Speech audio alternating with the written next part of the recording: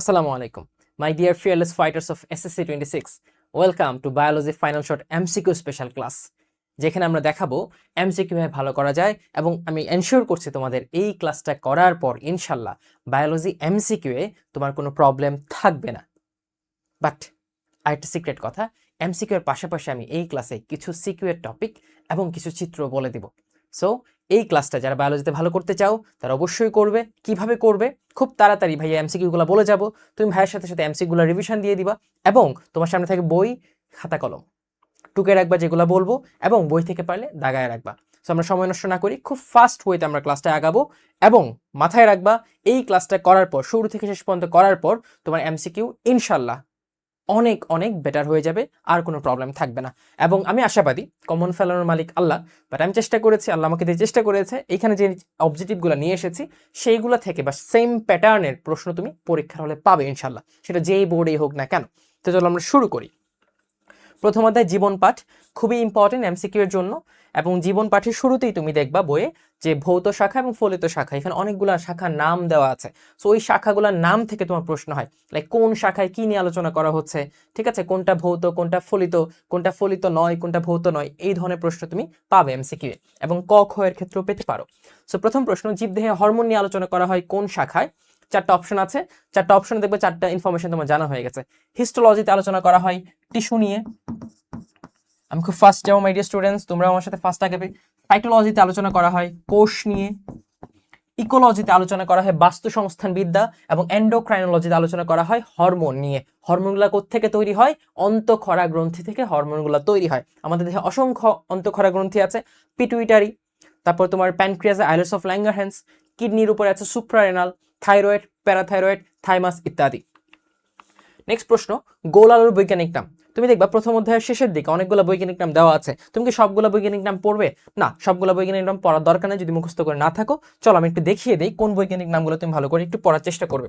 দেখো অনেকগুলো আছে। ধান, এটা তোমাকে অবশ্যই জানতে হবে, অরাইজা স্যাটাইভা। পাট অপশনাল। আম, কাঁঠাল, এই দুইটা ভালো করে পড়তে হবে, ম্যাঙ্গিফেরা ইন্ডিকা, ম্যাঙ্গো আম। কাঁঠাল আর্টোকার্পাস হেটেরোফাইলাস। শাপলা জাতীয় ফুল অবশ্যই জানতে হবে, নিমফেয়া নওশারি, এটা তোমার ক নাম্বারেও আসতে পারে।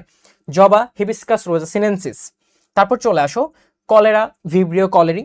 মৌমাছি অ্যাপিস ইন্ডিকা, খুব ইম্পর্টেন্ট।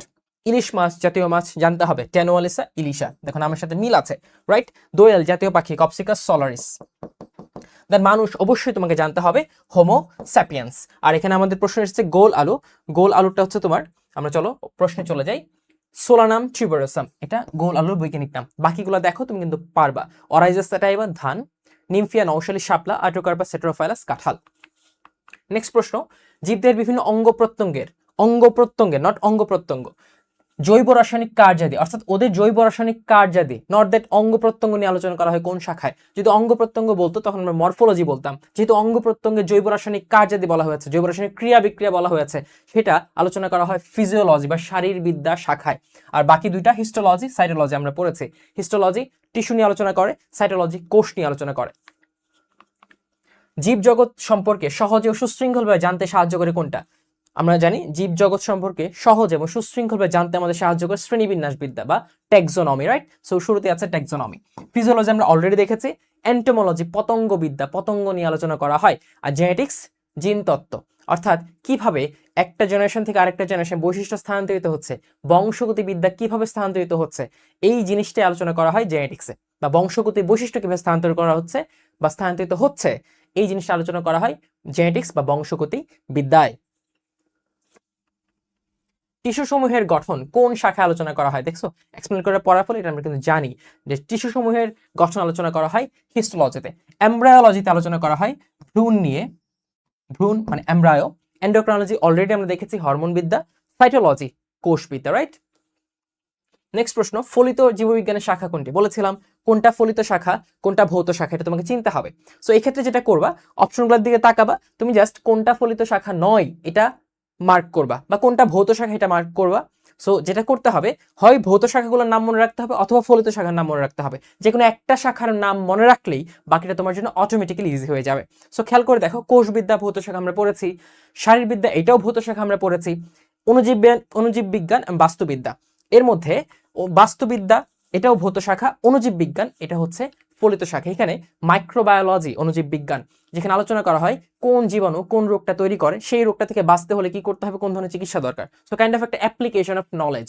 আর ভৌত শাখাগুলো কি, জাস্ট নলেজ গ্যাদার করা। আর এই নলেজটা যখন আমি অ্যাপ্লাই করবো, লাইক ফিশারিজ আছে, ঠিক আছে, তারপর তোমার বায়োটেকনোলজি আছে, তুমি সেগুলো দেখেছো, জেনেটিক ইঞ্জিনিয়ারিং আছে, সেগুলো যখন অ্যাপ্লাই করে কিছু একটা করছে, তখন সেটা হচ্ছে ফলিত শাখা বা অ্যাপ্লাইড ব্রাঞ্চ অফ বায়োলজি।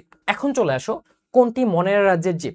তুমি লিখে রাখতে পারো কোনটা কোন রাজ্যের জীব, এ থেকে তোমার প্রশ্ন হবে ইনশাল্লাহ। তুমি বইটা একটু খোলো, বই খুলে দেখো। মনেরা রাজ্যের জীব, মনেরা হচ্ছে এককোষী, ফিলামেন্টাস এবং প্রোক্যারিওটিক, অর্থাৎ ওদের সুগঠিত নিউক্লিয়াস নাই, শুধু নিউক্লিয়ার ম্যাটেরিয়ালটা থাকে যেটা নিউক্লিয়ার নামক অঞ্চলে আছে। কিন্তু সুগঠিত নিউক্লিয়াস বলতে আমরা যা বুঝি, নিউক্লিয়ার মেমব্রেন থাকবে দ্বিস্তরী, এর মধ্যে নিউক্লিয়ার পোর্ট থাকবে, নিউক্লিওলাস থাকবে ভেতরে, নিউক্লিওপ্লাজম থাকবে, সেই জিনিসগুলো থাকে না। সো মনের রাজ্যের কারা আছে? নীলাভ সবুজ শৈবাল বা সায়ানোব্যাকটেরিয়া এবং ব্যাকটেরিয়া, এককোষী ব্যাকটেরিয়া, ব্যাকটেরিয়াগুলো এককোষী হয়। তারপর দেখো ইউক্যারিওটের মধ্যে হচ্ছে প্রোটিস্টা। প্রোটিস্টার এক্সাম্পল কি কি ভাইয়া? প্রোটিস্টার এক্সাম্পল অ্যামিবা, প্যারামেসিয়াম, এককোষী ও বহুকোষী শৈবাল। এখানে খেয়াল করো, এককোষী ও বহুকোষী শৈবাল, তুমি এখানে চিত্রটা একটু মিস করে যাও। ডায়াটম, এই ডায়াটম হচ্ছে তোমার এককোষী শৈবাল, যেটা ইউক্যারিওটিক প্রোটিস্টা রাজ্যের অন্তর্ভুক্ত। আবার এই যে একটা চিত্র দেখো, এরকম পুতির মালার মতো, এটা হচ্ছে নস্টক বা নীলাভ সবুজ শৈবাল। এরকম চিত্র দিয়ে প্রশ্ন হয়, এই চিত্রটা বা এই নস্টকটা হচ্ছে মনেরা রাজ্যের অন্তর্ভুক্ত, আর এটা একটা ব্যাকটেরিয়ার ছবি। তারপর তুমি চলে যাবা ফানজাই বা ছত্রাক রাজ্যে কারা আছে? East Penicillium mushroom, east Penicillium mushroom, plenty উদ্ভিদ। ওকে, আমরা দেখাই দিলাম, জাস্ট তুমি একটু অবশ্যই এটা পড়ে নিবা। এবং একটা পেইড কোশ্চেন তোমাকে বলে দেই সিকিউ এর জন্য, যদি এমসিকিউ ক্লাস, বাট বলেছিলাম না সিক্রেটলি আমি বলে দিব কি কি সিকিউ আসতে পারে। এই যে রাজ্যগত তুলনা, অর্থাৎ কোন রাজ্য থেকে কোনটা বেশি উন্নত বা কোনটা অনুন্নত, এটা মোস্ট ইম্পর্টেন্ট, তুমি স্টার মার্ক দিয়ে রাখতে পারো। আরেকটা প্রশ্ন আছে যে শ্রেণীবিন্যাসের গুরুত্ব কি? শ্রেণীবিন্যাসের গুরুত্ব, শ্রেণীবিন্যাসের গুরুত্ব, এটাও তোমার গ এবং ঘ এর জন্য খুবই খুবই ইম্পর্টেন্ট। ঠিক আছে মাই ডিয়ার স্টুডেন্টস, ওকে আমরা আবার এমসিকে চলে আসি। তো আমরা বুঝতেই পারছি মনের রাজ্যের জীব কোনটা হবে, নীলাভ সবুজ শৈবাল বা সায়ানোব্যাকটেরিয়া। কি আছে? নস্টক। ওকে, প্যারামেসিয়াম, প্রোটিস্টা, মাশরুম এবং পেনিসিলিয়াম ফানজাই রাজ্যের অন্তর্ভুক্ত। নেক্সট চলে আসি ডায়াটম। দেখছো ডায়াটম, ডায়াটম মানে কি ছিল? এককোষী শৈবাল, এককোষী শৈবাল ডায়াটম। এককোষী শৈবাল কিসের অন্তর্ভুক্ত ছিল? প্রোটিস্টা রাজ্যের অন্তর্ভুক্ত ছিল এককোষী শৈবাল। নেক্সট প্রশ্ন, নিচের কোনটি ফানজাই রাজ্যের জীব? ফানজাই মানে ছত্রাক, ফাঙ্গাস, এর মধ্যে কি ছিল? এর মধ্যে ছিল পেনিসিলিয়াম, এটা নাই অপশনে, মাশরুম আছে এবং ইস্ট আছে। সো মাশরুম যেহেতু অপশনে আছে, এটা হচ্ছে ফানজাই রাজ্যের অন্তর্ভুক্ত।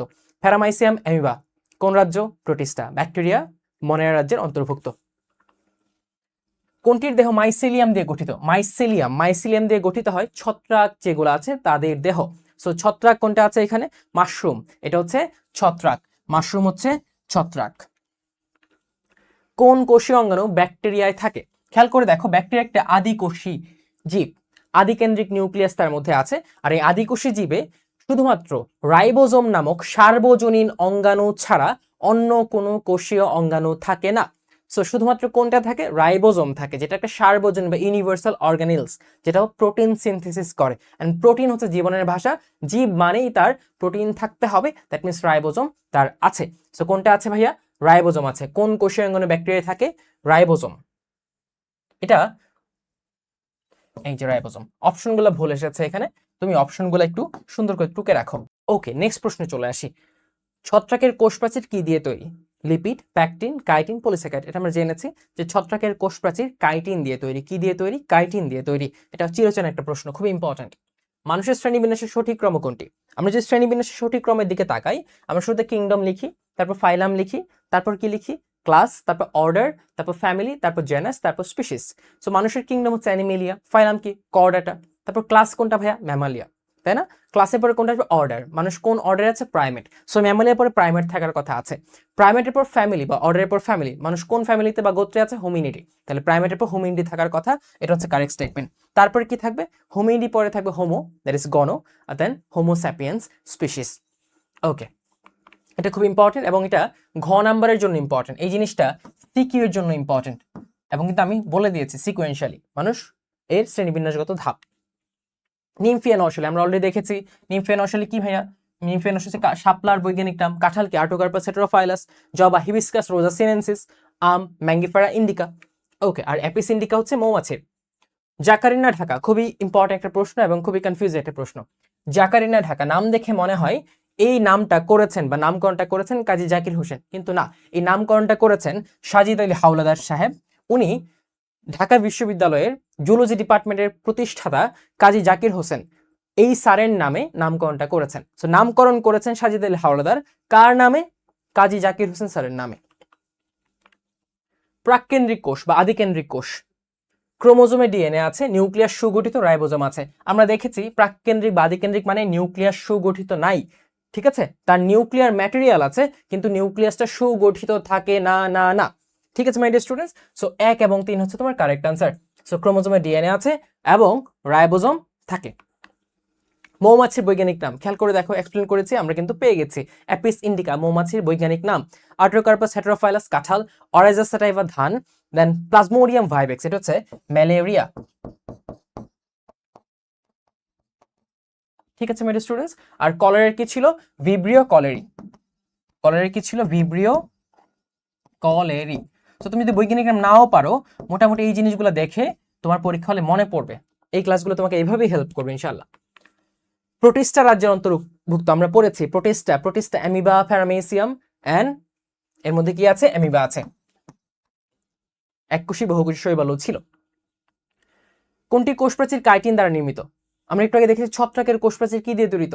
নির্মিত, কাইটিন। এখানে বলা আছে উল্টা করে, কোনটির কোষপ্রাচীর কাইটিন দ্বারা নির্মিত? উত্তর হচ্ছে ছত্রাক। ছত্রাকের মধ্যে কারা কারা আছে? ছত্রাকের মধ্যে আছে মাশরুম, ইস্ট এবং পেনিসিলিয়াম, এর মধ্যে আছে মাশরুম। চিত্রের জীবটির নাম একটু খেয়াল করে দেখো, আমি একটু আগে বলেছি যে পুতির দানার মতো একটা মালার মতো একটা ব্রেসলেটের মতো একটা জীব তুমি দেখবা, সেটা কি? নষ্টক বা নীলাভ সবুজ শৈবাল। সো নষ্টক বা নীলাভ সবুজ শৈবাল এটা কিসের অন্তর্ভুক্ত? এটা মনেরা রাজ্যের অন্তর্ভুক্ত।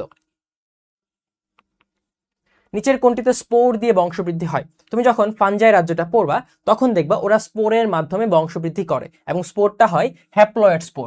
কি হয় ভাইয়া? হ্যাপ্লয়েড স্পোর, এক সেট ক্রোমোজোম বিশিষ্ট স্পোর।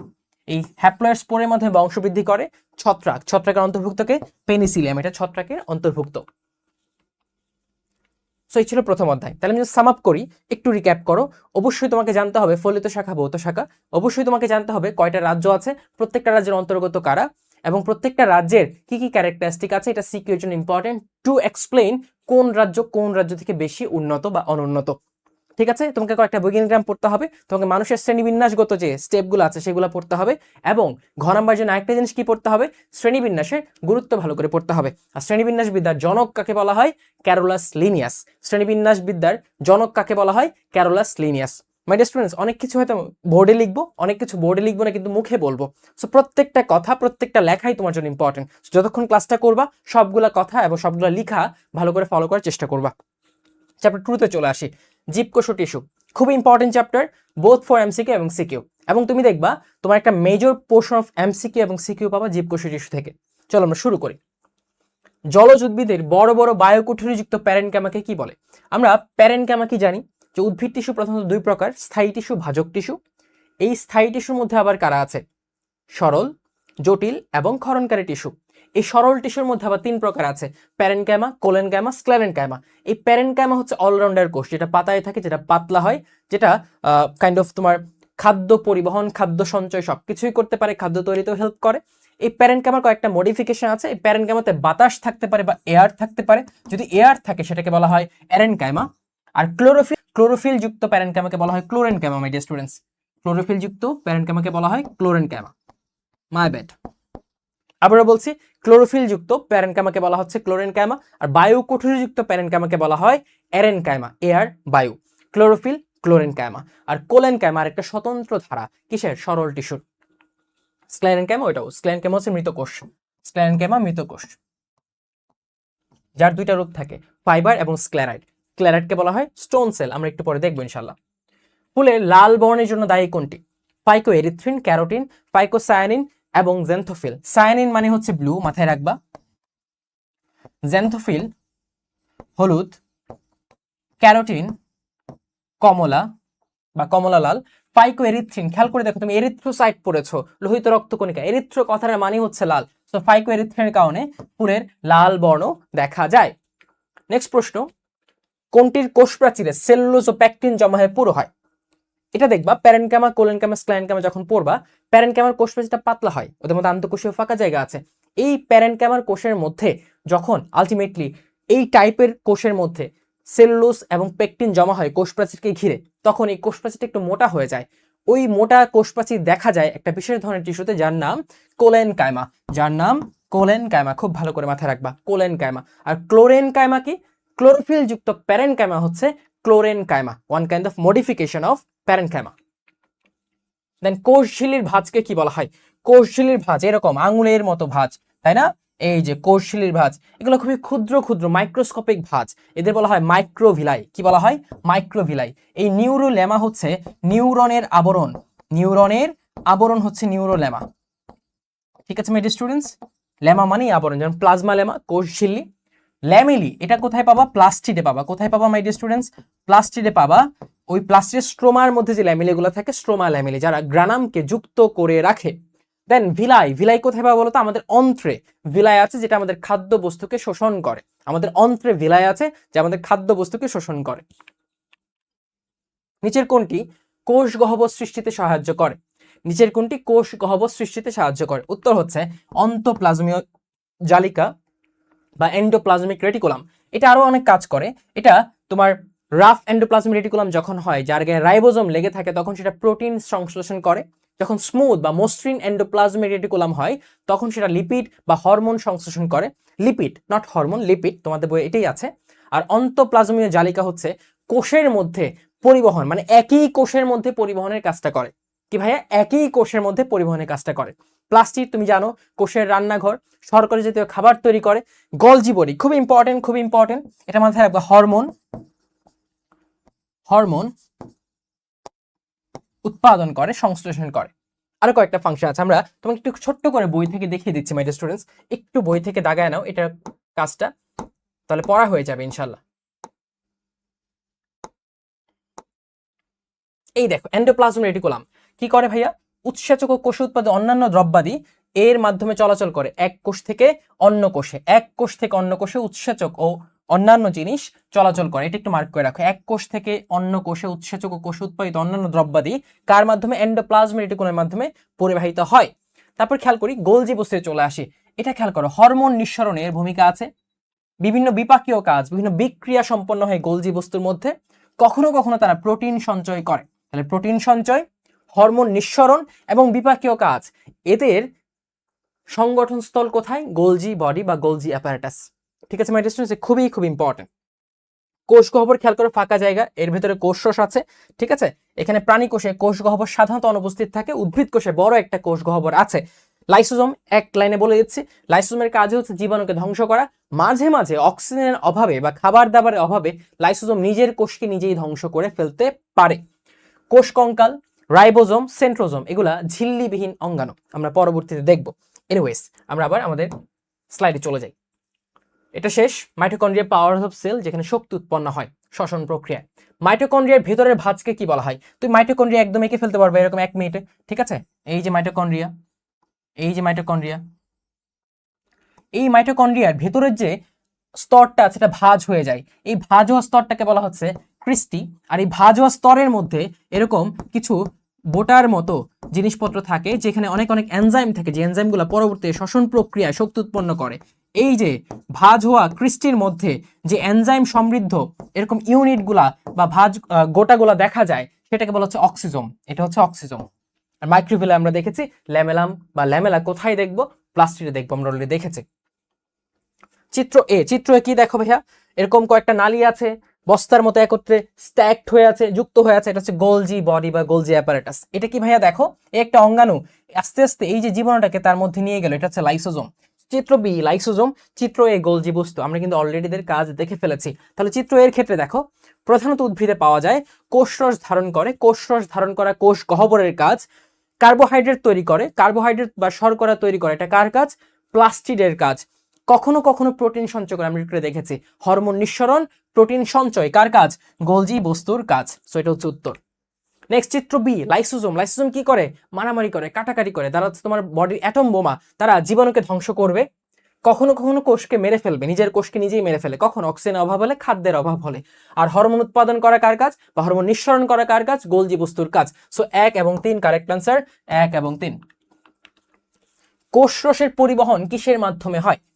কোষরসের পরিবহন, কোষরস পরিবহন হবে, পরিবহন করার জন্য কি একটা নালী দরকার, এই নালীযুক্ত অংশ কোথায় আছে, জাইলেমে আছে। জাইলেমের 4টা অংশ, জাইলেম ফাইবার, জাইলেম প্যারেনকাইমা। এই জাইলেম ফাইবারকে বলা হচ্ছে উড ফাইবার, জাইলেম প্যারেনকাইমাকে বলা হচ্ছে উড প্যারেনকাইমা। তারপর হচ্ছে ট্রাকিড, তারপর হচ্ছে ভ্যাসেল। এই ভ্যাসেল কোষরস পরিবহন করে, উত্তর হচ্ছে ভ্যাসেল। আবার সিভনল সঙ্গী কোষ, ওরা হচ্ছে ফ্লোয়েমের অংশ। এছাড়াও ফ্লোয়েমের আরো 2টা অংশ আছে, ফ্লোয়েম প্যারেনকাইমা এবং phloem fibre. Phloem parenchyma, phloem fibre. Phloem ফাইবারকে বলা হচ্ছে বাস্ট ফাইবার। এটা হচ্ছে পাটের আঁশের একটা নাম, বা পাটের আঁশ হচ্ছে বাস্ট ফাইবার। কোনটি ছাঁকনির মতো কাজ করে? তোমরা পড়েছো প্রাণীদেহের টিস্যু, একটা হচ্ছে আবরণী টিস্যু, এর মধ্যে অনেক অনেক টাইপ আছে। আবরণী টিস্যু কি হতে পারে, স্কোয়ামাস হতে পারে, কিউবয়েডাল হতে পারে, কলামনার হতে পারে। ঠিক আছে, ছাঁকনির মতো কাজ করে যেটা সব থেকে থিন বা সব থেকে চিকন আবরণী টিস্যু, যার নাম স্কোয়ামাস বা আইসাকার আবরণী টিস্যু। সেটা কোথায় থাকে? বৃক্কের বোম্যান্স ক্যাপসুলে থাকে। মাই ডিয়ার স্টুডেন্টস, খুব ভালো করে দেখে নাও, বৃক্কের বোম্যান্স ক্যাপসুলে থাকে। এইটা তোমার অবশ্যই অবশ্যই জানতে হবে, বৃক্কের বোম্যান্স ক্যাপসুলে আছে। কই? এই যে স্কোয়ামাস আবরণী টিস্যু, বৃক্কের বোম্যান্স ক্যাপসুলে আছে, ছাঁকনির মতো কাজ করে। কিউবয়েডাল আবরণী টিস্যু, খুব ইম্পর্টেন্ট, কিউবয়েডাল আবরণী টিস্যু, এটা কোথায় আছে? বৃক্কের সংগ্রাহক নালিকায় কিউবয়েডাল আবরণী টিস্যু আছে। এই সংগ্রাহক নালিকায় থাকা কিউবয়েডাল আবরণী টিস্যুর কাজ কি মাই ডিয়ার স্টুডেন্টস? আর একটু চলে যাও এখানে, আর একটু চলে যাও। ওকে, এটা পরিশোষণ ও আবরণ, খেয়াল করে দেখি, পরিশোষণ এবং আবরণ। আরেকটা দেখো কলামনার আবরণী টিস্যু, এটা কোথায় আছে? আমাদের অন্ত্রে, ক্ষুদ্রান্ত্রে এবং বৃহদান্ত্রে। এই অন্ত্রের অন্তঃপ্রাচীরে থাকা কলামনার আবরণী টিস্যুগুলোর কাজ কি? ক্ষরণ করা, রক্ষণ করা এবং শোষণ করা। সো পরিশোষণ হলে কিউবয়েডাল আর শোষণ হলে কলামনার, এটা তোমাকে জানতেই হবে, জানতেই হবে, জানতে হবে। তারপর এই যে এক্সাম্পল গুলা খুবই খুবই ইম্পর্টেন্ট। সাধারণ আবরণী টিস্যু কই আছে? ওই জায়গায়। স্ট্র্যাটিফাইড মানে ভিন্ন ভিন্ন স্তরে সজ্জিত থাকে। এই স্ট্র্যাটিফাইড আবরণী টিস্যু কই আছে? ত্বকে এবং ইউরিনারি ব্লাডারে। এটাকে ট্রানজিশনাল আবরণী টিস্যু বলা হয়, কারণ এটা চেঞ্জ হয় বারবার। ফিউডোস্ট্র্যাটিফাইড কোথায় আছে? মানে একই স্তরে সাজানো, কিন্তু নিউক্লিয়াসের অবস্থানের কারণে মনে হয় যে ভিন্ন ভিন্ন স্তরে সাজানো আছে। এইটা আছে তোমার ট্রাকিয়া বা আমাদের শ্বসন তন্ত্র বা শ্বাসনালী বা উইন্ড পাইপে আছে, খুবই ইম্পর্টেন্ট। তারপরে খেয়াল করো, এই যে হাইড্রার এন্ডোডার্ম এবং মেরুদণ্ডী প্রাণীদের অন্ত্রে দেখা যায় ফ্লাজেলা এবং ক্ষণপথযুক্ত আবরণী টিস্যু। এগুলা আবরণী টিস্যুর বিভিন্ন রূপান্তরিত রূপ। সিলিয়াযুক্ত কোথায় পাবা? আমাদের শ্বাসনালীতে কি পাবা? সিলিয়াযুক্ত ঝাড়ুর মতো আবরণী টিস্যু পাবা, যারা শ্বাসনালীকে সবসময় পরিষ্কার রাখার চেষ্টা করে। জনন অঙ্গের আবরণী টিস্যু, এই যে জনন কোষগুলো উৎপন্ন হয়, এগুলা বেসিকলি আবরণী টিস্যুগুলার একটা রূপান্তরিত রূপ বা আবরণী টিস্যু থেকেই তৈরি হয়। ওকে, তারপর গ্রন্থি আবরণী টিস্যু রস ক্ষরণ করে, গ্রন্থি থেকে রস, বিভিন্ন এনজাইম, হরমোন ক্ষরণ হবে। যোজক টিস্যু খুব ইম্পর্টেন্ট। যোজক টিস্যু খেয়াল করো, ফাইব্রাস হতে পারে, স্কেলেটাল হতে পারে। যোজক টিস্যুর মাত্রিকা অনেক অনেক বেশি। ফাইব্রাস মানে সুতার মতো, স্কেলেটাল হচ্ছে অস্থি এবং তরুণাস্থি। এটা খুবই ইম্পর্টেন্ট মাই ডিয়ার স্টুডেন্টস। তরল যোজক টিস্যু রক্ত, রক্ত ভালো করে পড়বা, রক্তের কয়টা আছে? রক্তের উপাদান 2টা, রক্তরস। আমরা চলে যাই, এটা একটু দেখিয়ে দেই, এই চ্যাপ্টারটা খুব ইম্পর্টেন্ট।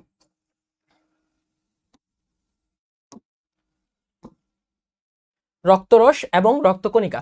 রক্তরসে ম্যাক্সিমাম পানি, 91 থেকে 92% পানি, তুমি সেটা খুব ভালো করেই জানো, এটা দাগায় রাখো।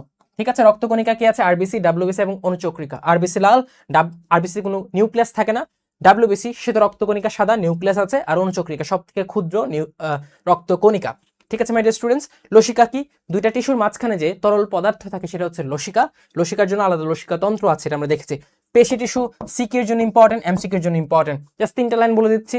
ঐচ্ছিক পেশিতে ডোরা কাটা থাকবে, অনিচ্ছিক পেশিতে ডোরা কাটা থাকবে না। ঠিক আছে, ঐচ্ছিক পেশি নিজের ইচ্ছাধীন, অনিচ্ছিক পেশি আমরা নিয়ন্ত্রণ করতে পারবো না। দেহের ভেতরের যে রক্তনালী, পৌষ্টিক নালী আছে, সেগুলো অনিচ্ছিক পেশি। আর ঐচ্ছিক পেশিকে যেগুলো তুমি নড়াইতে পারো নিজের ইচ্ছা মতো, মানে তোমার অস্থির সাথে সংযুক্ত থাকে, মানে কঙ্কাল পেশিগুলা। কার্ডিয়াক হৃদপেশি, কার্ডিয়াক পেশি থেকে যে একটা প্রশ্ন ইম্পর্টেন্ট হয়, একটা শব্দ ইম্পর্টেন্ট হয়, সেটা হচ্ছে কার্ডিয়াক পেশি হচ্ছে ইন্টারক্যালেটেড ডিস্ক সমন্বিত। এর মধ্যে ইন্টারক্যালেটেড ডিস্ক আছে। আর কার্ডিয়াক পেশি দেখতে ঐচ্ছিক পেশির মতো, কাজ করে অনিচ্ছিক পেশির মতো। আর কার্ডিয়াক পেশি শাখান্বিত, কিন্তু ঐচ্ছিক পেশি শাখান্বিত নয়। ঐচ্ছিক পেশিতে অসংখ্য নিউক্লিয়াস আছে, এই দেখো অসংখ্য নিউক্লিয়াস, তারা প্রান্তে থাকে। ঠিক আছে, আর অনিচ্ছিক এবং হৃদপেশিতে একটা মাত্র নিউক্লিয়াস, তারা কেন্দ্রে অবস্থান করে। তাহলে দেখো আমরা অনেক কিছু পড়ে ফেললাম এখান থেকে দান। তাহলে কিউবয়েডাল কোথায় পাবো? সংগ্রাহক নালিকা। সিরোস্ট্র্যাটিফাইড শ্বাসনালী। স্ট্র্যাটিফাইড ত্বক। অনেকগুলো এমসিকিউ পড়া হয়ে গেল। রেকটাম কোন তন্ত্রে পাওয়া যায়? অনেকগুলো তন্ত্র আমাদের আছে, এর মধ্যে একটা হচ্ছে পরিপাক তন্ত্র। পরিপাক তন্ত্রের বা পৌষ্টিক তন্ত্রের মধ্যে 2টা অংশ, একটা পৌষ্টিক নালী, একটা পৌষ্টিক গ্রন্থি। পৌষ্টিক নালী শুরু হয় মুখছিদ্র থেকে, মুখগহ্বর থেকে, এবং শেষ হয় পায়ুপথে। এবং রেকটাম এই বৃহদান্ত্রের একটা অংশ, যেটা পৌষ্টিক বা পরিপাক তন্ত্রের অংশ। রেচনতন্ত্রের অংশ কারা? বৃক্ক, মূত্রথলি, মূত্রনালী এবং ইউরেটার। শ্বসনতন্ত্র, শ্বাসনালী, ফুসফুস, অ্যালভিওলাস। স্নায়ুতন্ত্র, নিউরন, স্নায়ুতন্ত্রের একক। নিউরন হচ্ছে স্নায়ুকোষ। ব্যাকটেরিয়াতে কোন অঙ্গাণুটি উপস্থিত আমরা পড়েছি কিন্তু আগের চ্যাপ্টারে, রাইবোজোম আছে ব্যাকটেরিয়াতে, রাইট? এটা একটা সার্বজনীন অঙ্গাণু। নিচের কোনটির সাহায্যে পার্শ্ববর্তী কোষগুলোর মধ্যে যোগাযোগ রক্ষিত হয়? খেয়াল করো, পার্শ্ববর্তী কোষের মধ্যে মানে একটা কোষ থেকে আরেকটা কোষের সাথে যোগাযোগ রক্ষা হবে, এই জন্য খুবই সূক্ষ্ম মাইক্রোস্কোপিক কিছু নালী পাওয়া যায় যার নাম প্লাজমা ডেজমাটা। প্লাজমা ডেজমাটা যেটা কোষ প্রাচীরে থাকে, এই প্লাজমা ডেজমাটা দিয়ে এক কোষের সাথে আরেক কোষের সংযোগ স্থাপন হয়। আবার তরল পদার্থটাকে কি দেখেছি, সেটা এন্ডোপ্লাজমিক রেটিকুলাম দিয়ে পরিবাহিত হয়। দুইটা কথা ভালো করে খেয়াল করবা, দেখবা বইয়ের লাইনেই সুন্দর করে বলা আছে। সৌরশক্তিকে আবদ্ধ করে রাসায়নিক শক্তি, সৌরশক্তিকে আবদ্ধ করে রাসায়নিক শক্তি বা শর্করায় রূপান্তর কে করে মাই ডিয়ার স্টুডেন্টস? করে হচ্ছে তোমার প্লাস্টিড। এই প্লাস্টিডের অনেকগুলো অংশ আছে, এই ধরো প্লাস্টিড দ্বিস্তরী একটা আবরণী, ঠিক আছে? এখানে থাকবে থাইলাকয়েড, এই থাইলাকয়েডের মধ্যে তোমার একটা চক্র হয়, সেটা কি আলোক পর্যায় হয়, অনেকগুলো থাইলাকয়েড মিলে গ্রানাম হয়, অনেকগুলা গ্রানামকে একত্রে গ্রানা বলে, এরকম গ্রানামগুলোকে স্ট্রোমা ল্যামিলি যুক্ত রাখে, এই যে স্ট্রোমা ল্যামিলি, আর এখানে থাকে মাতৃকা প্লাস্টিড, এটা হচ্ছে স্ট্রোমা। তাহলে থাইলাকয়েডের মধ্যে কি হয়, এই প্রসেসিংটা শুরু হয়, সালোক সংশ্লেষণ প্রক্রিয়া। উত্তর হচ্ছে থাইলাকয়েড। তাহলে সৌরশক্তিকে আবদ্ধ করে রাসায়নিক শক্তি রূপান্তরিত করে কে? Thylakoid. Okay my dear students, next প্রশ্ন। মাইটোকন্ড্রিয়ার কাজ কি? এটা অলরেডি আমরা দেখেছি। কি দেখেছি? মাইটোকন্ড্রিয়ার কাজ হচ্ছে শক্তি উৎপাদন করা, এটা হচ্ছে কোষের পাওয়ার হাউস বলা হয়, এটা শ্বসন প্রক্রিয়ায় শক্তি উৎপন্ন করে, এই মাইটোকন্ড্রিয়াকে বলা হয় পাওয়ার হাউস। মাই ডিয়ার স্টুডেন্টস, এই যে এই চ্যাপ্টার থেকে যদি একটা সিকে আমাকে করতে বলা হয়, বা তুমি যদি একটু এক্সপ্লেইন করে দেখো বা রিসার্চ করে দেখো মাইটোকন্ড্রিয়া এবং প্লাস্টিড এই দুইটা থেকে সিকিউ হয়, তো সিকিউ এর জন্য তুমি হট টপিক লিখে রাখো প্লাস্টিড এবং মাইটোকন্ড্রিয়া, ওদের কাজ এবং ছবি তুমি একদম সুন্দর করে আঁকা এবং লেখা শিখে রাখবে, প্লাস্টিড মাইটোকন্ড্রিয়া। ঠিক আছে মাই ডিয়ার স্টুডেন্টস, শিক্ষক এক্স এবং ওয়াই অঙ্গাণুর কথা বললেন, এক্স অঙ্গাণু খাদ্য তৈরি করে, ওয়াই অঙ্গাণু শক্তি উৎপন্ন করে, এভাবে তোমার ক্লু দিয়ে প্রশ্নটা শুরু হতে পারে। উদ্ভিদ ও প্রাণীকোষের পার্থক্য সৃষ্টিকারী অঙ্গাণু, উদ্ভিদ প্রাণীকোষের পার্থক্য সৃষ্টিকারী অঙ্গাণু, খেয়াল করো উদ্ভিদে কোষ প্রাচীর আছে, প্রাণীতে কোষ প্রাচীর নেই, ঠিক আছে? উদ্ভিদে প্লাস্টিড আছে, প্রাণীতে প্লাস্টিড নাই, আর এখানে হচ্ছে অঙ্গাণু, অঙ্গাণু কি? প্লাস্টিড একটা অঙ্গাণু, রাইট? সো পার্থক্য সৃষ্টিকারী অঙ্গাণু হচ্ছে প্লাস্টিড। আর ওভারঅল যদি বলো উদ্ভিদ কোষ প্রাণী কোষের পার্থক্য, তুমি বলবা উদ্ভিদ কোষে কোষ প্রাচীর আছে, প্রাণী কোষে কোষ প্রাচীর নেই। উদ্ভিদ কোষে প্লাস্টিড আছে, প্রাণী কোষে প্লাস্টিড নেই।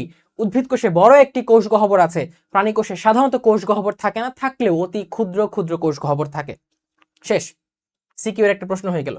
লাইসোজোমের কাজ আমরা অলরেডি দেখেছি, লাইসোজোম কি? মারামারি কাটাকাটি করবে, তার কাজে হচ্ছে জীবাণু ধ্বংস করা, আমিষ বা প্রোটিন সংশ্লেষণ করা, কার কাজ হবে? গোলজি বস্তুর কাজ। প্রবাহ পথে নির্দেশনা, এটা কার কাজ? Endoplasmic reticulum, ER. খাদ্য সঞ্চয়, খাদ্য সঞ্চয়, খাদ্য সঞ্চয় কে করতে পারে? কোষ গহ্বরও করতে পারে খাদ্য সঞ্চয়, এটা তার অন্যতম একটা কাজ। গোলজি বস্তুর কাজ আমরা পড়েছি, শর্করা সঞ্চয়, হরমোন নিঃসরণ, অবশ্যই হরমোন নিঃসরণ। প্রকৃত কোষের ক্রোমোজোমে আছে কি? আছে আরএনএ, ডিএনএ এবং হিস্টোন।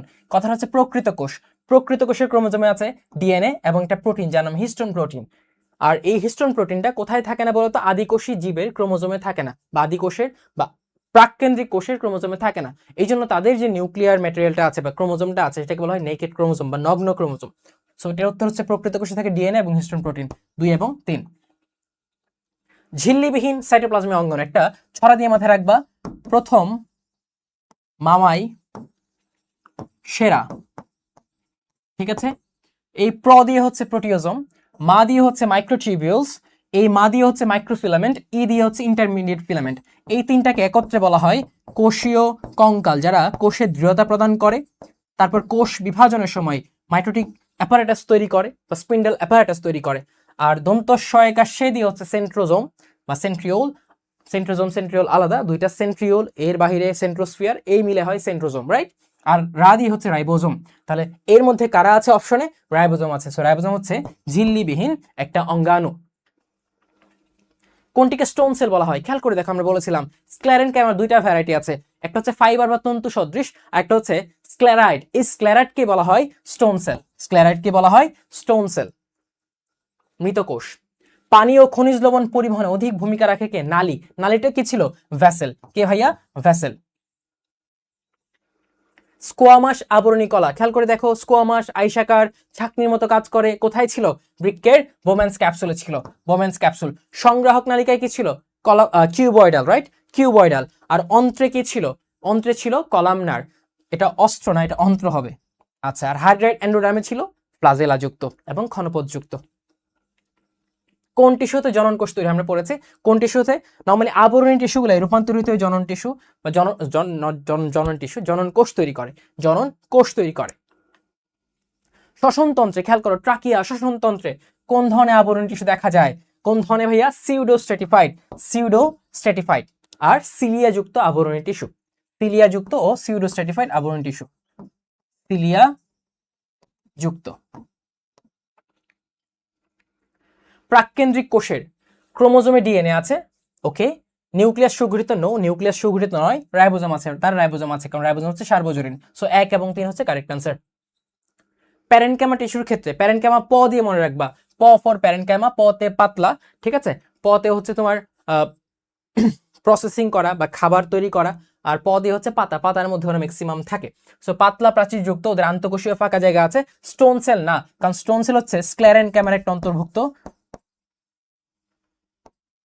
স্ক্লেরেনকাইমা, আমরা এটা দেখেছি, রাইট। সো 1 এবং 2 আমার কারেক্ট আনসার। এম এর ক্ষেত্রে এম এন, খেয়াল করো, এম এটা হচ্ছে প্যারেনকাইমা, আন্তঃকোষীয় ফাঁকা আছে, পাতলা, ঠিক আছে, গোলাকার। এটা দেখো কোলেনকাইমা, এন হচ্ছে কোলেনকাইমা। তুমি একটা স্ক্লেরেনকাইমার সাথে মিল পাবা, অনেকটা এরকম শেপ, কিন্তু স্ক্লেরেনকাইমাতে নিউক্লিয়াস নাই, কোলেনকাইমাতে নিউক্লিয়াস আছে। So N collenchyma, M parenchyma. তো প্যারেনকাইমার ক্ষেত্রে কোষগুলো লম্বাটে সজীব, কোষ প্রাচীর পাতলা, খাদ্যদ্রব্য পরিবহন করে। এটা কি লম্বাটে সজীব? এটা লম্বাটে না। তো এটা বাদে বাকি দুইটা কারেক্ট আনসার, যে কোষ প্রাচীর পাতলা হয় এবং এটা খাদ্যদ্রব্য পরিবহন, খাদ্য সঞ্চয়, খাদ্য তৈরি সবকিছুর কাজেই ব্যবহার করা হয় বা তৈরি কাজগুলো করতে পারে তারা, because they are allrounder cells. Endoplasmic রেটিকুলামের অন্তর্গত কাজ, এন্ডোপ্লাজমিক রেটিকুলাম মাইটোকন্ড্রিয়া সৃষ্টি, কোষ প্লেট গঠন, প্রোটিন সংশ্লেষণ। উত্তর হচ্ছে 1 2 3। এই যে দেখো, প্রোটিন সংশ্লেষণ করে কি ভাইয়া? যখন এন্ডোপ্লাজমিক রেটিকুলামের গায়ে রাইবোজোম থাকে, ওটা কি প্রোটিন সংশ্লেষণ করে। কি করে মাই ডিয়ার স্টুডেন্টস? প্রোটিন সংশ্লেষণ করে। আর মাইটোকন্ড্রিয়া সৃষ্টি করে এখান থেকে আউট পাউচিং হয়ে, এবং কোষ প্লেট গঠন করে। তুমি আবার একটু চলে যাও, এখানে একটু চলে যাও মাই ডিয়ার স্টুডেন্টস, এটা খুব ইম্পর্টেন্ট, বারবার আসতেছে এবং তোমরা ভুল করো, তাই এটা বারবার দেখিয়ে দিচ্ছি। Golgi body, endoplasmic reticulum. Golgi body hormone নিঃসরণ, প্রোটিন সঞ্চয়, নট প্রোটিন সংশ্লেষণ, প্রোটিন সঞ্চয়, সঞ্চয় মানে জমা রাখা, সংশ্লেষণ মানে কি? তৈরি করা। এই সংশ্লেষণের কাজ করে এন্ডোপ্লাজমিক রেটিকুলাম, ঠিক আছে মাই ডিয়ার স্টুডেন্টস। এখান থেকে মাইটোকন্ড্রিয়া, কোষ গহ্বর ইত্যাদিও তৈরি হতে পারে। এরা উদ্ভিদ এবং প্রাণী কোষ দুই জায়গায় উপস্থিত আছে। আর গোলজি বডি দেখো, হরমোন নিঃসরণ, প্রোটিন সঞ্চয় এবং বিপাকীয় কাজের সাথে রিলেটেড। হরমোন নিঃসরণকারী গ্রন্থিগুলা কি কি গ্রন্থি আছে? অন্তঃক্ষরা গ্রন্থি থেকে হরমোন নিঃসরণ হয়, তারা হচ্ছে থাইরয়েডস, আইলেটস অফ ল্যাঙ্গারহ্যান্স, সুপ্রারেনাল, যেটা কিডনির উপরে লাগানো থাকে, এটাকে অ্যাড্রেনালও বলা হয়, অ্যাড্রেনাল, ঠিক আছে। এই তিনটাই হরমোন নিঃসরণকারী গ্রন্থি বা অন্তঃক্ষরা গ্রন্থি। তো এই ছিল জীবকোষের টিস্যু। কিছু এমসিকিউ হতে পারে তোমার মাইক্রোস্কোপ থেকে, সেখান থেকে খুব বেশি না, অল্প দু একটা পার্টস গুলো থেকে প্রশ্ন হতে পারে, বা অ্যাডজাস্টের কাজ কি, কোনটা অবজেক্টিভ, কোনটা আইপিএস, এগুলো থেকে প্রশ্ন হতে পারে। সো জাস্ট একবার রিডিং দিবা। আর আমরা তো টিস্যুগুলো দেখাই দিলাম, তাই না? সো এর মধ্যে তোমার কভার আপ হয়ে যাবে। সিকিউর জন্য তুমি টিস্যুগুলার, যেমন পেশি টিস্যুগুলার পার্থক্য ভালো করে পড়বা, নিউরনটা ভালো করে পড়বা, ঠিক আছে, নিউরনটা ভালো করে পড়বা। নিউরন কেন বিভাজিত হয় না? নিউরনের ছবি আঁকবা। নিউরন বিভাজিত হয় না কারণ ম্যাচিউরড বা পরিণত সেন্ট্রিওল থাকে না, বা ফাংশনিং সেন্ট্রিওল থাকে না, এই জন্য নিউরনটা বিভাজিত হয় না। তুমি সিনাপসটা ভালো করে পড়বা, ঠিক আছে। সিনাপস কি?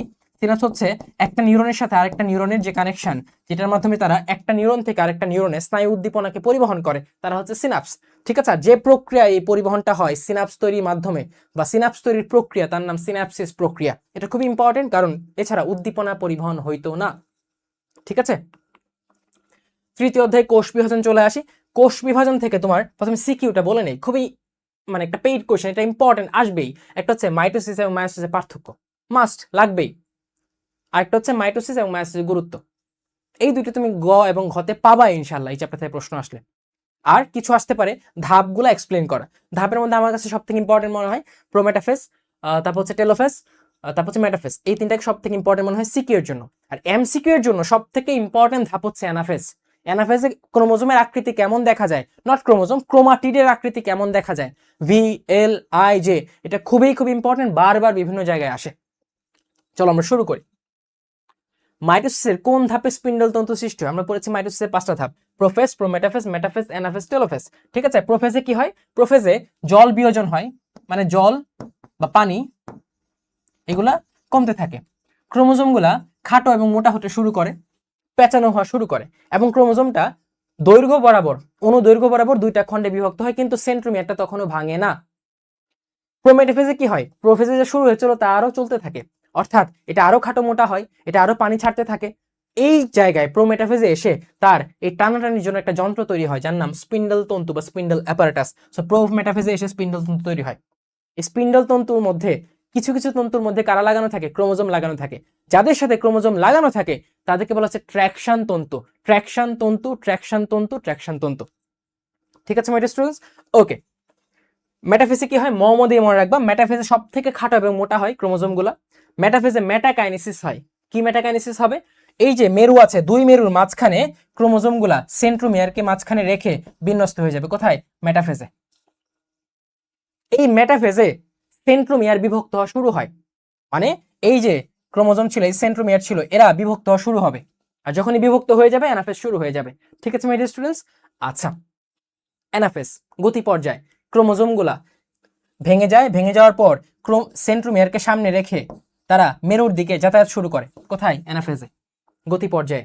এই ধাপে বিভিন্ন শেপ দেখা যায় সেন্ট্রোমিয়ারের অবস্থানের উপর ভিত্তি করে। এটা হতে পারে ভি শেপ, হতে পারে এল শেপ, হতে পারে জে শেপ, হতে পারে আই শেপ। ভি হলে মেটাসেন্ট্রিক, এল হলে সাবমেটাসেন্ট্রিক বা উপমধ্যকেন্দ্রিক, জে হলে অ্যাক্রোসেন্ট্রিক, আই হলে টেলোসেন্ট্রিক। ঠিক আছে মাই ডিয়ার স্টুডেন্ট? খুব ইম্পর্টেন্ট। ওকে, অ্যাস্টারে বিচ্ছুরিত হয় কোন ধাপে? এই যে প্রোফেজের পর যে প্রোমেটাফেজটা আছে, এটা প্রাণীকোষের ক্ষেত্রে সেন্ট্রিওল থেকে অ্যাস্টারে বিচ্ছুরিত হয়। সো প্রোমেটাফেজে প্রাণীকোষের ক্ষেত্রে সেন্ট্রিওল থেকে অ্যাস্টারে বিচ্ছুরিত হয়। কিসের ভাইয়া? প্রাণীকোষের। কিসের? প্রাণীকোষের, উদ্ভিদ কোষের না। নিউক্লিওলাসের সম্পূর্ণ বিলুপ্তি ঘটতে থাকে কোথায় বা ঘটে যায় কোথায়? মাথায় রাখবা, নিউক্লিয়ার মেমব্রেন নিউক্লিয়াসের বিলুপ্তি শুরু থেকে ঘটা শুরু করে, কিন্তু এটা সম্পূর্ণরূপে বিলুপ্ত হয় কোথায়? মেটাফেজে। সম্পূর্ণরূপে বিলুপ্ত হয় মেটাফেজ ধাপে। যে আকৃতির ক্রোমোজোমকে কি বলা হয়? দেখো আমরা বলছি ভি হচ্ছে মেটাসেন্ট্রিক বা মধ্যসেন্ট্রিক, তারপর এল হচ্ছে সাবমেটাসেন্ট্রিক বা উপমধ্যসেন্ট্রিক, আর এই যে জে হচ্ছে তোমার অ্যাক্রোসেন্ট্রিক, আর আই হচ্ছে টেলোসেন্ট্রিক। এটা খুবই খুবই ইম্পর্টেন্ট, খুব ইম্পর্টেন্ট। আমরা ফার্স্ট যাচ্ছি কারণ অল্প সময় অনেক কিছু আমাদের পড়তে হবে। মাইটোসিসে অ্যানাফেজ পর্যায়ে আয় আকৃতি, দেখো আমরা পড়ে ফেলেছি। আয় আকৃতি হচ্ছে টেলোফেজ, একদম সেন্ট্রোমিয়ার টেইল বা লেজে চলে যায়, এই জন্য টেলোসেন্ট্রিক। এল আকৃতি আমরা পড়েছি, এল কি? মাঝখান থেকে একটু পাশে সরলো, অর্থাৎ সাবমেটাসেন্ট্রিক, উপমধ্যকেন্দ্রিক। ভি আকৃতির একদম মাঝখানে আছে সেন্ট্রোমিয়ারটা, একদম মাঝখানে আছে অপত্য ক্রোমোজোম বা ক্রোমাটিডের, সো এটা হচ্ছে মেটাসেন্ট্রিক বা মধ্যকেন্দ্রিক, বাংলাটা পড়বে। সাইটোকাইনেসিসের পূর্বে কি হয়? তোমরা পড়েছো কোষচক্র। কোষচক্র কি হয়? কোষটা প্রথমে বিশ্রাম নেয় কোন ধাপে বা কোন পর্যায়ে? ইন্টারফেজ দশায় কোষটা বিশ্রাম নেয়। যখন ইন্টারফেজ দশা কমপ্লিট হয়ে যায় তখন কোষ বিভাজন শুরু হয়। কোষ বিভাজনের 2টা ধাপ, একটা নিউক্লিয়াসের বিভাজন যেটা ক্যারিওকাইনেসিস, আরেকটা সাইটোপ্লাজমের বিভাজন যেটা সাইটোকাইনেসিস। সো ইন্টারফেজের পর শুরুতেই কোষ বিভাজনটা করার সময় তার নিউক্লিয়াসটা আগে বিভাজিত হয়, দ্যাট মিন্স তার ক্যারিওকাইনেসিস হবে। ক্যারিওকাইনেসিস। এই ক্যারিওকাইনেসিসের পরে হবে সাইটোকাইনেসিস বা সাইটোপ্লাজমের বিভাজন। তাহলে সাইটোকাইনেসিসের পূর্বে কোনটা হবে মাই ডিয়ার স্টুডেন্টস? ক্যারিওকাইনেসিস। নিয়ন্ত্রণহীন কোষ বিভাজনের ফল। কোষ বিভাজনটা নিয়ন্ত্রণ করতে হয়, আদারওয়াইজ কি কোষ বিভাজিত হতেই থাকবে, হতেই থাকবে, হতেই থাকবে, হতে হতে এটা কোষের পিণ্ড তৈরি হবে, যেটা একটা টিউমার বা ক্যান্সারের রূপ ধারণ করতে পারে। সো বেসিকলি নিয়ন্ত্রণহীন কোষ বিভাজনের ফল কোনটা ভাইয়া? টিউমারের বাংলা নাম হচ্ছে অর্বুদ। অর্বুদ। নিউমোনিয়া হচ্ছে ফুসফুসে ইনফেকশন, যক্ষা মাইকোব্যাকটেরিয়াম টিউবারকুলোসিসের কারণে হয়, আলসার একটা ক্ষত। নিচের কোন ভাইরাস ক্যান্সার তৈরি করে?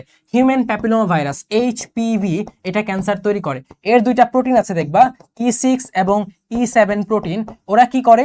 ওরা হচ্ছে তোমার আলটিমেটলি কোষের যে নিয়ন্ত্রণ, কোষ বিভাজনের যে নিয়ন্ত্রণ, এই নিয়ন্ত্রণটাকে নষ্ট করে দেয়। তখন কোষ বিভাজন নিয়ন্ত্রিত হয় না, অনিয়ন্ত্রিত কোষ বিভাজনের কারণে টিউমার, জরায়ুর মুখের ক্যান্সার তৈরি হয়। টিউমারটা যখন ছড়ায় যায়, খারাপ হয়, এই ছড়ানো টিউমারটাকে আমরা ক্যান্সার বলি। এইচআইভি দিয়ে এইডস হয় তুমি জানো, র্যাবিস দিয়ে জলাতঙ্ক হয়, আর রুবিওলা এখন খুবই কমন, হারু, এই রুবিওলা দিয়ে হয় হাম রোগটা, ভাইরাল রোগ। অনিয়ন্ত্রিত মাইটোসিস বিভাজনের ফলে জরায়ুমুখী ক্যান্সার বা টিউমার তৈরি হয়। ওকে, এই টিউমারটা ক্যান্সারে রূপান্তরিত হতে পারে। এটা হচ্ছে তোমার দুইটা কারেক্ট স্টেটমেন্ট। এখন অনেক জায়গায় বলা আছে উদ্ভিদ দেহে অর্বুদ তৈরি হয়, এটা কারেক্ট আনসার। বাট তুমি যদি তোমার বইটা দেখো মাই ডিয়ার স্টুডেন্টস, একটু ভালো করে বইটা খেয়াল করো। বইটা খেয়াল করলে দেখবা বইয়ে তোমার মধ্যে আলটিমেটলি বইয়ের মধ্যে অর্বুদ কথাটা নাই। সো জাস্ট টিউমার, দুইটা কথা বলা আছে, টিউমার অ্যান্ড ক্যান্সার। সো আমরা যখন পরীক্ষার হলে এমসিকিউ দাগাবো চেষ্টা করবো বইয়ের সাথে সামঞ্জস্য করে দাগানো, ঠিক আছে? বইটাকেই কারেক্ট ধরবে স্যাররা। খেয়াল করি মাইটোসিসের গুরুত্বে, খেয়াল করো এখানে দেখো অনিয়ন্ত্রিত মাইটোসিসের টিউমার তৈরি হয়, টিউমারটা ক্যান্সারের উপর দিতে পারে। এখানে তুমি কোথাও অর্বুদ পাবা না, আমি দেখি নাই। সো অনেক জায়গায় দেখেছি 1 এবং 2 কারেক্ট আনসার দেওয়া আছে, অনেক জায়গায় 1 2 3 তিনটাই কারেক্ট আনসার দেওয়া আছে। বাট যেহেতু তোমার বইয়ে অর্বুদ কথাটা নাই, আছে কি এই বইয়ে অ্যাকচুয়ালি নাই, নতুন বইয়ে আছে কিনা আই ডোন্ট নো।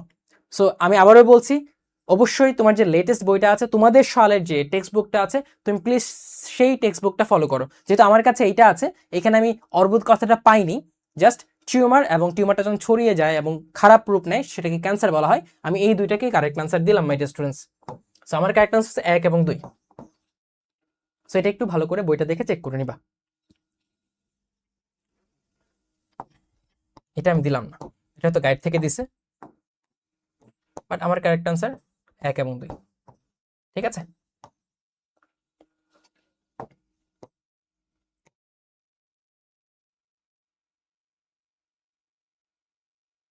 মিওসিস কোষ বিভাজনের মাধ্যমে, সাধ্যমে না, মাধ্যমে কোনটি ঘটে? মিওসিস কোষ বিভাজন, জীবদেহে ক্ষতস্থান পূরণ হয়, এটা মাইটোসিস দিয়ে হয়, এটা মাইটোসিস দিয়ে হয়, মাইটোসিস।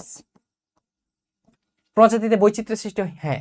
মিওসিস কোষ বিভাজন একটা ঘটনা ঘটে যার নাম ক্রসিং ওভার। এই ক্রসিং ওভারের কারণে প্রজাতিতে বৈচিত্র্য সৃষ্টি হয়। টিউমার ক্যান্সার অনিয়ন্ত্রিত মাইটোসিসের কারণে হয়, মিওসিসের কারণে না। অপত্য কোষের ক্রোমোজোম সংখ্যা সমান থাকে কোথায়? মাইটোসিস কোষ বিভাজনে। আর যেহেতু অপত্য কোষের ক্রোমোজোম সংখ্যা মাতৃকোষের সমান থাকে, তাই মাইটোসিসকে কি বলা হয়? মাইটোসিসকে বলা হয় ইকুয়েশনাল বা সমীকরণিক কোষ বিভাজন। আর মিওসিসে ক্রোমোজোম সংখ্যা অর্ধেক হয়ে যায়, তাই মিওসিসকে কি বলা হয়? হ্রাসমূলক, হ্রাসমূলক, হ্রাসমূলক বিভাজন বা reductional cell division. My dear students, আবারও বলছি সবকিছু আমি এখানে লিখবো না, বাট আমার কথাগুলো ভালো করে ফলো করতে হবে, কথাগুলো শুনতে হবে, কথাগুলো কানের মধ্যে বাজবে, দেখবে এমসিকিউ তুমি সব পারছো। পরীক্ষা শেষে তুমি এই ভিডিওতে কমেন্ট করিও যে ভাই এমসিকিউ পেরেছি, ইনশাল্লাহ পারবা, ইনশাল্লাহ। মিওসিস ঘটে সপুষ্পক উদ্ভিদের কোন অংশে? কাণ্ডে, ভ্রূণমূলে, মুকুলে, পরাগধানীতে? না, কাণ্ড, ভ্রূণমূল, মুকুল ওরা বৃদ্ধিপ্রাপ্ত হবে, ওখানে মাইটোসিস হবে।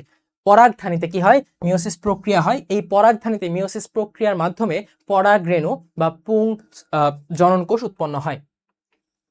ভি আকার ধারণ করে, আমরা দেখেছি ভি মানে কি মাঝখানে আছে, সেটা হচ্ছে মেটাসেন্ট্রিক।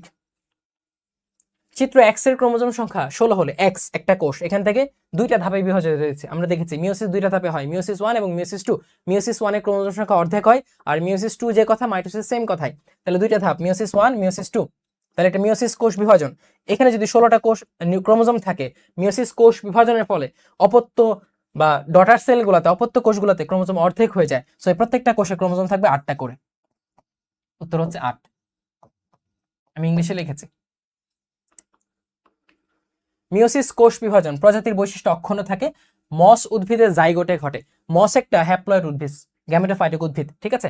এই মস উদ্ভিদের জাইগোটে মিওসিস হয়, যাতে আবার হ্যাপ্লয়েড দশা তারা ফিরে যেতে পারে, এটাকে আমরা পোস্ট জাইগোটিক মিওসিস বলি, ঠিক আছে? অঙ্গজ প্রজনন সাধিত হয় মাইটোসিস কোষ বিভাজনের মাধ্যমে, নট মিওসিস। সো এটা কারেক্ট। আর প্রজাতির বৈশিষ্ট্য অক্ষুণ্ণ থাকে, যেমন ধরো মিওসিস কোষ বিভাজনের ফলেই কিন্তু ক্রোমোজোমের সংখ্যাটা সমান থাকে। সমান বলতে কি, একটা স্থির মানে থাকে, যেমন মানুষের ক্রোমোজোম 46, এটা মিওসিসের কারণেই বজায় থাকে জেনারেশন থেকে জেনারেশনে। মিওসিস না হলে সেটা কি হতো? 92 হয়ে যেত, পরের ধাপে 184 হয়ে যেত। সো এই যে ক্রোমোজোমের সংখ্যা ধ্রুব রাখা বা ক্রোমোজোমটাকে ঠিক রাখা, এই ক্রোমোজোমটা বেসিকলি প্রজাতির ধারক এবং বাহক বা প্রজাতির মূল বৈশিষ্ট্য। একই প্রজাতি মানে একই সংখ্যক ক্রোমোজোম থাকতে হবে। সো বেসিকলি প্রজাতির বৈশিষ্ট্য অক্ষুণ্ণ রাখে কে? মিওসিস কোষ বিভাজন।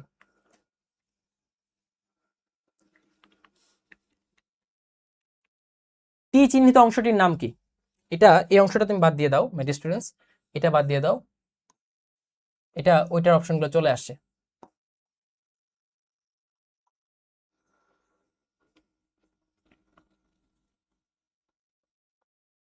টি চিহ্নিত অংশ হচ্ছে সাইটোকাইনেসিসের সময় তৈরি হওয়া কোষ প্লেট, সাইটোকাইনেসিসের সময় তৈরি হওয়া কোষ প্লেট। টি হচ্ছে তোমার কোষ প্লেট। কি ভাইয়া? কোষ প্লেট।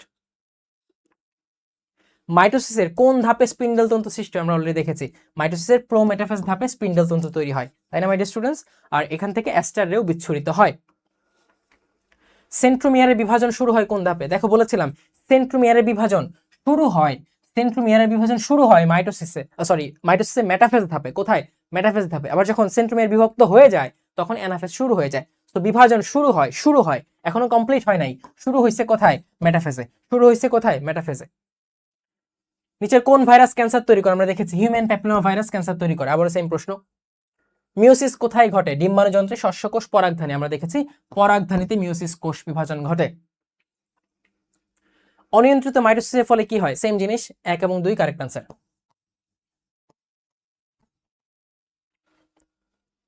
সো এই ছিল তোমার কোষ বিভাজন থেকে যে এমসিকিউ গুলো হতে পারে সেটা।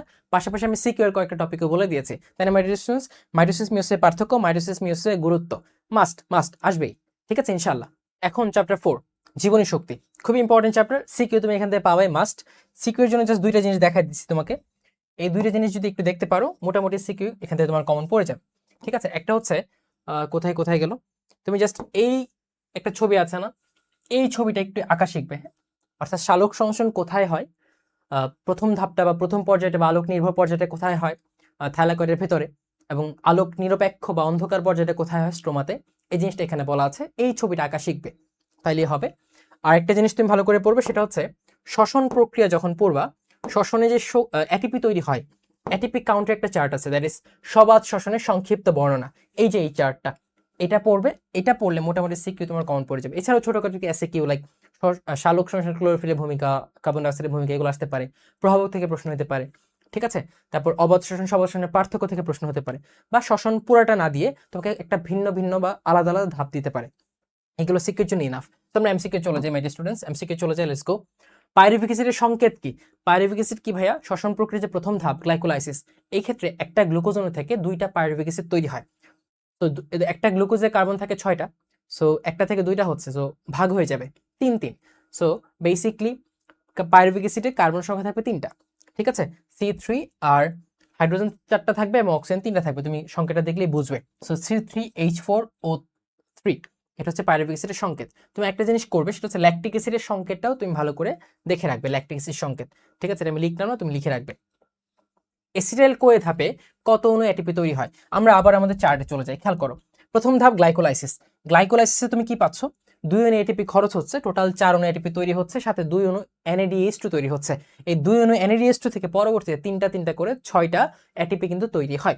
যদিও তুমি এইচএসসি দিকে এটা ভিন্ন একটা সমীকরণ দেখবো, এটা different case. Let's move on. তারপর যখন গ্লুকোজ থেকে 2টা পাইরুভিক অ্যাসিড তৈরি হবে, প্রত্যেকটা পাইরুভিক অ্যাসিড থেকে খেয়াল করো 1 অণু করে কার্বন ডাইঅক্সাইড, অর্থাৎ 2টা পাইরুভিক অ্যাসিড থেকে 2টা কার্বন ডাইঅক্সাইড, 2টা NADH2, 2টা NADH2 থেকে আলটিমেটলি কি কয়টা এটিপি তৈরি হবে? 6টা। তাহলে পাইরুভিক অ্যাসিড ধাপে বা এসিটাইল কোয়ে সৃষ্টি ধাপে পাইরুভিক অ্যাসিড থেকে যখন এসিটাইল কোয়ে তৈরি হবে, তখন বেসিকলি 2টা NADH2 যা পরবর্তীতে ইলেকট্রন ট্রান্সপোর্ট সিস্টেমে 6টা এটিপি তৈরি করে। তাহলে আমরা কোথায় চলে যাবো মাই ডিস্টেন্স? এখানে এসিটাইল কোয়ে ধাপে কত অণু এটিপি তৈরি হয়? 6 অণু এটিপি তৈরি হয়, বা 6 অণু এটিপির ইকুইভ্যালেন্ট NADH2 তৈরি হয়। নিচের কোন উদ্ভিদটির প্রথম স্থায়ী যৌগটি oxaloacetic acid? Oxaloacetic অ্যাসিডে কার্বন থাকে 4টা, ঠিক আছে। সো C4 উদ্ভিদের প্রথম স্থায়ী বস্তুটা হচ্ছে অক্সালো অ্যাসিটিক অ্যাসিড। C4 উদ্ভিদ কারা আছে? অ্যামারেন্থাস, এটা C4, নটে ঘাস বা কিছু একটা আছে, আমি জানি না, আমি ভুলে গেছি, তারাও তোমাদের বইয়ে হয়তো সুন্দর করে আছে, এগুলা বিদঘুটের নাম, আমি ভুলে যাই। এই দেখো হ্যাচেন স্ল্যাক চক্র বা C4 গতিপথ, এটা যারা অবলম্বন করে তাদেরকে বলে C4 উদ্ভিদ বলা হয়। C4 উদ্ভিদ কারা আছে ভাইয়া? ভুট্টা, আখ, অন্যান্য ঘাস জাতীয় উদ্ভিদ যেমন মুথা ঘাস, নটে গাছ বা অ্যামারেন্থাস, এটা হচ্ছে C4 উদ্ভিদ। এই C4 উদ্ভিদের প্রথম স্থায়ী বস্তু হচ্ছে অক্সালো অ্যাসিটিক অ্যাসিড, তাই না মাই ডিয়ার স্টুডেন্টস? আচ্ছা, যেহেতু আমরা বইয়ে চলে এসেছি, আমরা আবার তোমাকে শ্বসনের চার্টটা দেখিয়ে দিই, এটা আমার অনেকগুলো এমসিকিউ কভার আপ করে ফেলবে। তারপর যখন একবার এসিটাইল কোয়ে তৈরি হয়ে গেল, নেক্সট ধাপ কোনটা? ক্রেবস চক্র। ক্রেবস চক্রে কি হচ্ছে দেখো, ক্রেবস চক্রে প্রত্যেকটা এসিটাইল কোয়ে থেকে টোটাল 3টা করে NADH2, একটা করে FADH2, একটা করে GTP। তাহলে 2টা এসিটাইল কোয়ে থেকে 6টা NADH2, 6টা NADH2 থেকে কয়টা ATP হতে পারে? কয়টা ভাইয়া? একটা NADH2 থেকে 3টা করে, তো 3 × 6 18, 18টা। এক একটা FADH2 থেকে 2টা করে ATP তৈরি হয়, তাহলে 2টা FADH2 থেকে টোটাল 2 × 2 4টা ATP তৈরি হবে, তাহলে 18 4 কত হলো? 22। এবং প্রত্যেকটা GTP is equivalent to ATP। তাহলে দুইটা জিটিপি ইকুয়ালস দুইটা এটিপি, তাহলে 18 4 22 আর 2 24। ক্রেবস সাইকেলে টোটাল 24টা এটিপি তৈরি হতে পারে, রাইট মাই ডিয়ার স্টুডেন্টস?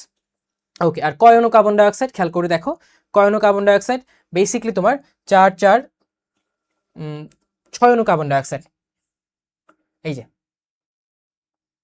এসিটাইল কোয়ে থেকে 2 অণু, আর ক্রেবস চক্রে 4 অণু কার্বন ডাইঅক্সাইড। কই ক্রেবস চক্রে 4 অণু, বাট আমি 6 অণু কেন বললাম, কারণ তুমি যখন বড় হতে থাকবে আস্তে আস্তে অনেক সময় তারা এসিটাইল কোয়ে এবং ক্রেবস চক্রকে একসাথে করে ফেলছে, বুঝছো, আলাদা করে রাখে নাই, আবার অনেক বই রাখা হয়েছে, সেই ক্ষেত্রে ওইটা 6 অণু কার্বন ডাইঅক্সাইড হয়ে যায়।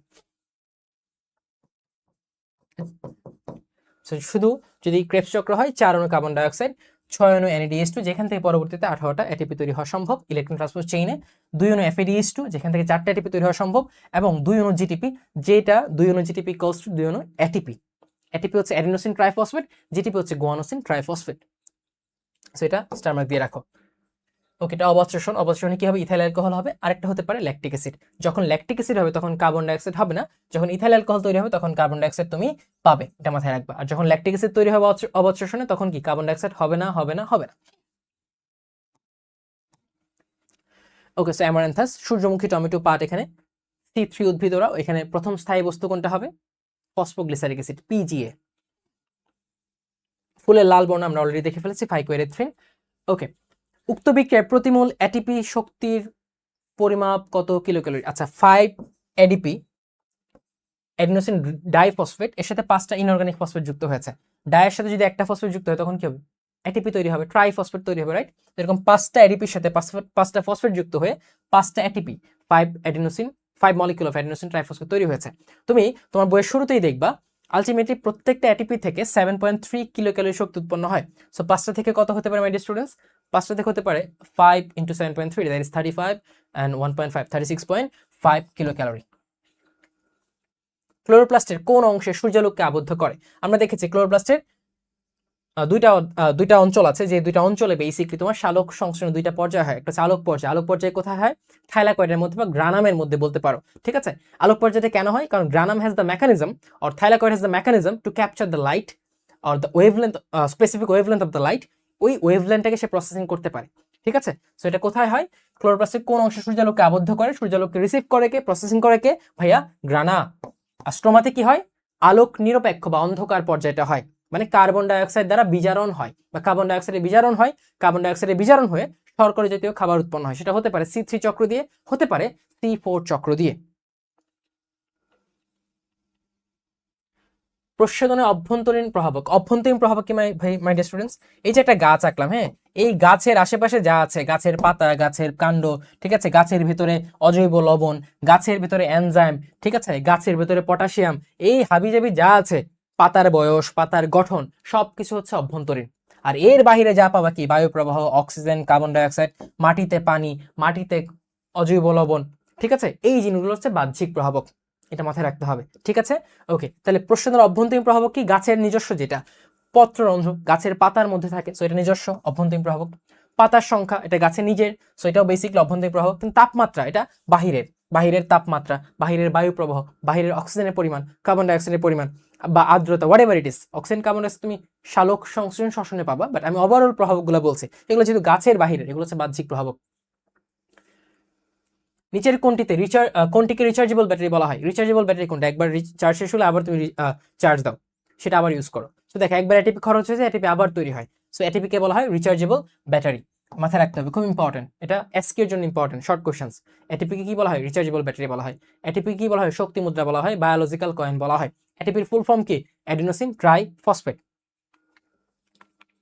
দুর্বা ঘাস শর্করা তৈরির প্রধান স্থান কোনটি? আমরা দেখেছি দুর্বা ঘাস বা নটে গাছ, তারপর মুথা ঘাস, এগুলো কি C4 চক্র হয়। সো বেসিকলি C4 চক্রের ক্ষেত্রে মেসোফিল টিস্যুটা হচ্ছে তোমার প্রধান স্থান শর্করা তৈরির। কোন উদ্ভিদে সালোক সংশ্লেষণের হার অপেক্ষাকৃত বেশি? তুমি বইয়ে দেখবা যে জলজ উদ্ভিদ যেগুলো আছে সেখানে সালোক সংশ্লেষণের হার অপেক্ষাকৃত বেশি হয়, সো জলজ উদ্ভিদ। কোন উদ্ভিদের প্রথম স্থায়ী পদার্থ 4 কার্বন বিশিষ্ট অক্সালোএসিটিক অ্যাসিড, যারা C4 চক্রের সদস্য, তারা কারা? তারা ছিল আখ, সো প্রথমে পেয়ে গেলাম আখ, জাম, আম, কাঁঠাল, ওরা কি? ওরা হচ্ছে C3 চক্রের সদস্য। সালোক সংশ্লেষণের আলোক পর্যায়ে কি ঘটে? আলোক পর্যায়ে কি ঘটে? এই যে থাইলাকয়েডে থাকা কোয়ান্টোজোম, কি আমরা বলি কোয়ান্টোজোম, তারা সূর্যালোককে গ্রহণ করে, সূর্যালোককে গ্রহণ করে সূর্যের শক্তির সাহায্যে পানিকে ভাঙে, ফটোলাইসিস অফ ওয়াটার করে, সেখান থেকে তোমার H+ তৈরি হয়, H+ এবং ইলেকট্রন অবমুক্ত হয়। এই H+ এবং ইলেকট্রন যেটা অবমুক্ত হলো সেটাকে ঘিরে সেটাকে প্রসেসিং করে আমরা ফটোফসফোরাইলেশন দেখবো পরে, তোমরা কোথায় দেখবা, বড় ক্লাসে দেখবা, সেখানে দেখবা দুইটা জিনিস তৈরি হয়, একটা হচ্ছে এটিপি, একটা NADPH2 অ্যাডিনোসিন ট্রাইফসফেট, আর NADP হচ্ছে রিডিউসড, H2 বেসিক্যালি বিজারিত বোঝায়, রিডিউস নিকোটিনামাইড অ্যাডেনিন ডাইনিউক্লিয়েটেড ফসফেট। ঠিক আছে, এই দুইটাকে বলা হয় আত্তীকরণ শক্তি বা অ্যাজিমিলেটরি পাওয়ার, আত্তীকরণ শক্তি। সো পানি জারিত অক্সিজেন উৎপন্ন হয়, NADH2 নট FeDH2, কোনো কাহিনী নাই। কার্বন ডাইঅক্সাইড বিজারিত হয়, এটা আলোক পর্যায়ে না, অন্ধকার পর্যায়ে কার্বন ডাইঅক্সাইড বিজারিত হয়ে শর্করা উৎপন্ন করে। অক্সিডেটিভ ফসফোরিলেশনের ফলে শক্তি ATP উৎপন্ন হয়, এটাও বেসিকলি না, পানি জারিত হয়ে অক্সিজেন উৎপন্ন করে, এটা হচ্ছে কারেক্ট আনসার। ঠিক আছে, কোন উদ্ভিদে প্রথম স্থায়ী পদার্থ ফসফোগ্লিসারিক অ্যাসিড, 3 কার্বন বিশিষ্ট ফসফোগ্লিসারিক অ্যাসিড 3PGA, এটা কোথায়? C3 উদ্ভিদের ক্ষেত্রে। C3 উদ্ভিদ কারা ভাইয়া? এখানে আখ, ভুট্টা, মোথা ঘাস, এই তিনটা হচ্ছে C4 উদ্ভিদ, কাঁঠাল হচ্ছে C3 উদ্ভিদ।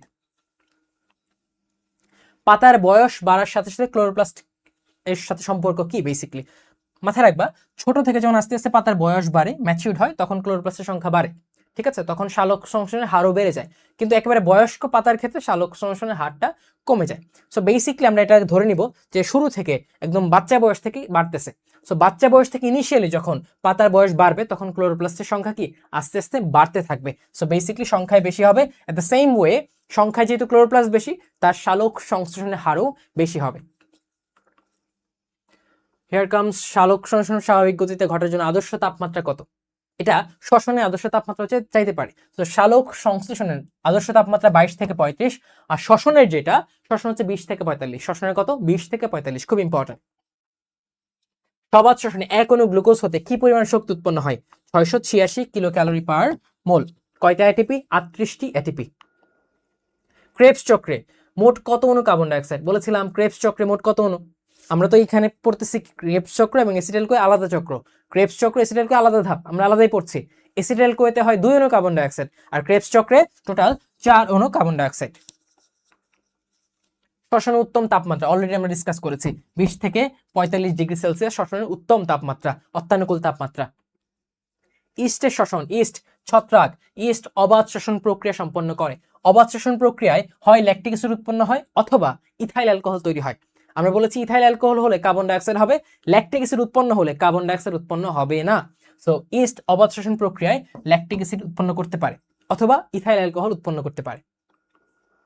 আত্তীকরণ শক্তি অলরেডি ডিসকাস করেছি, এটিপি আর NADPH2, এটা হচ্ছে আত্তীকরণ শক্তি, খেয়াল করো।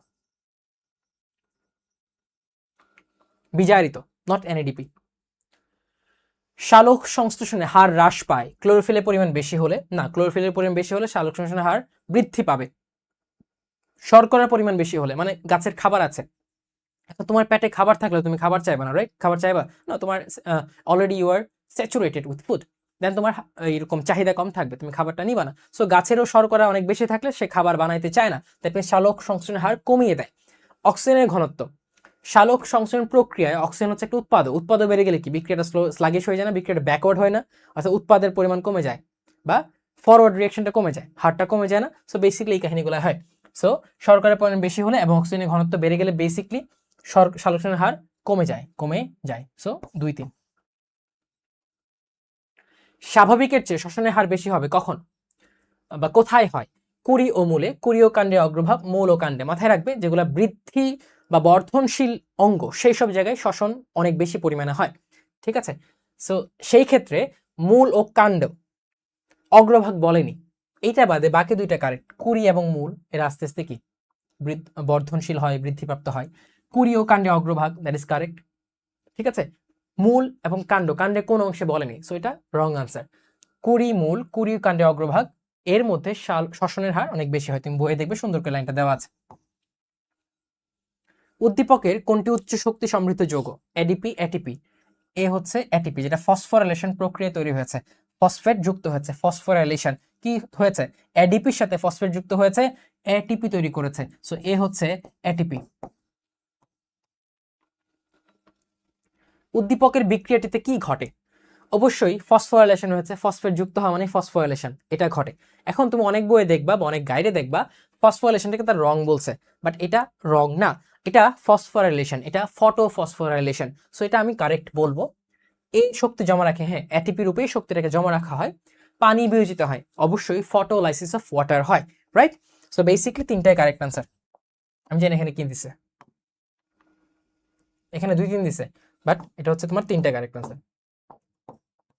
ফসফোরাইলেশন হবে, মাথায় রাখবা ফসফেট যুক্ত হওয়া হচ্ছে ফসফোরাইলেশন, আর ফসফেট বের হয়ে যাওয়া সেটা হচ্ছে ডিফসফোরাইলেশন।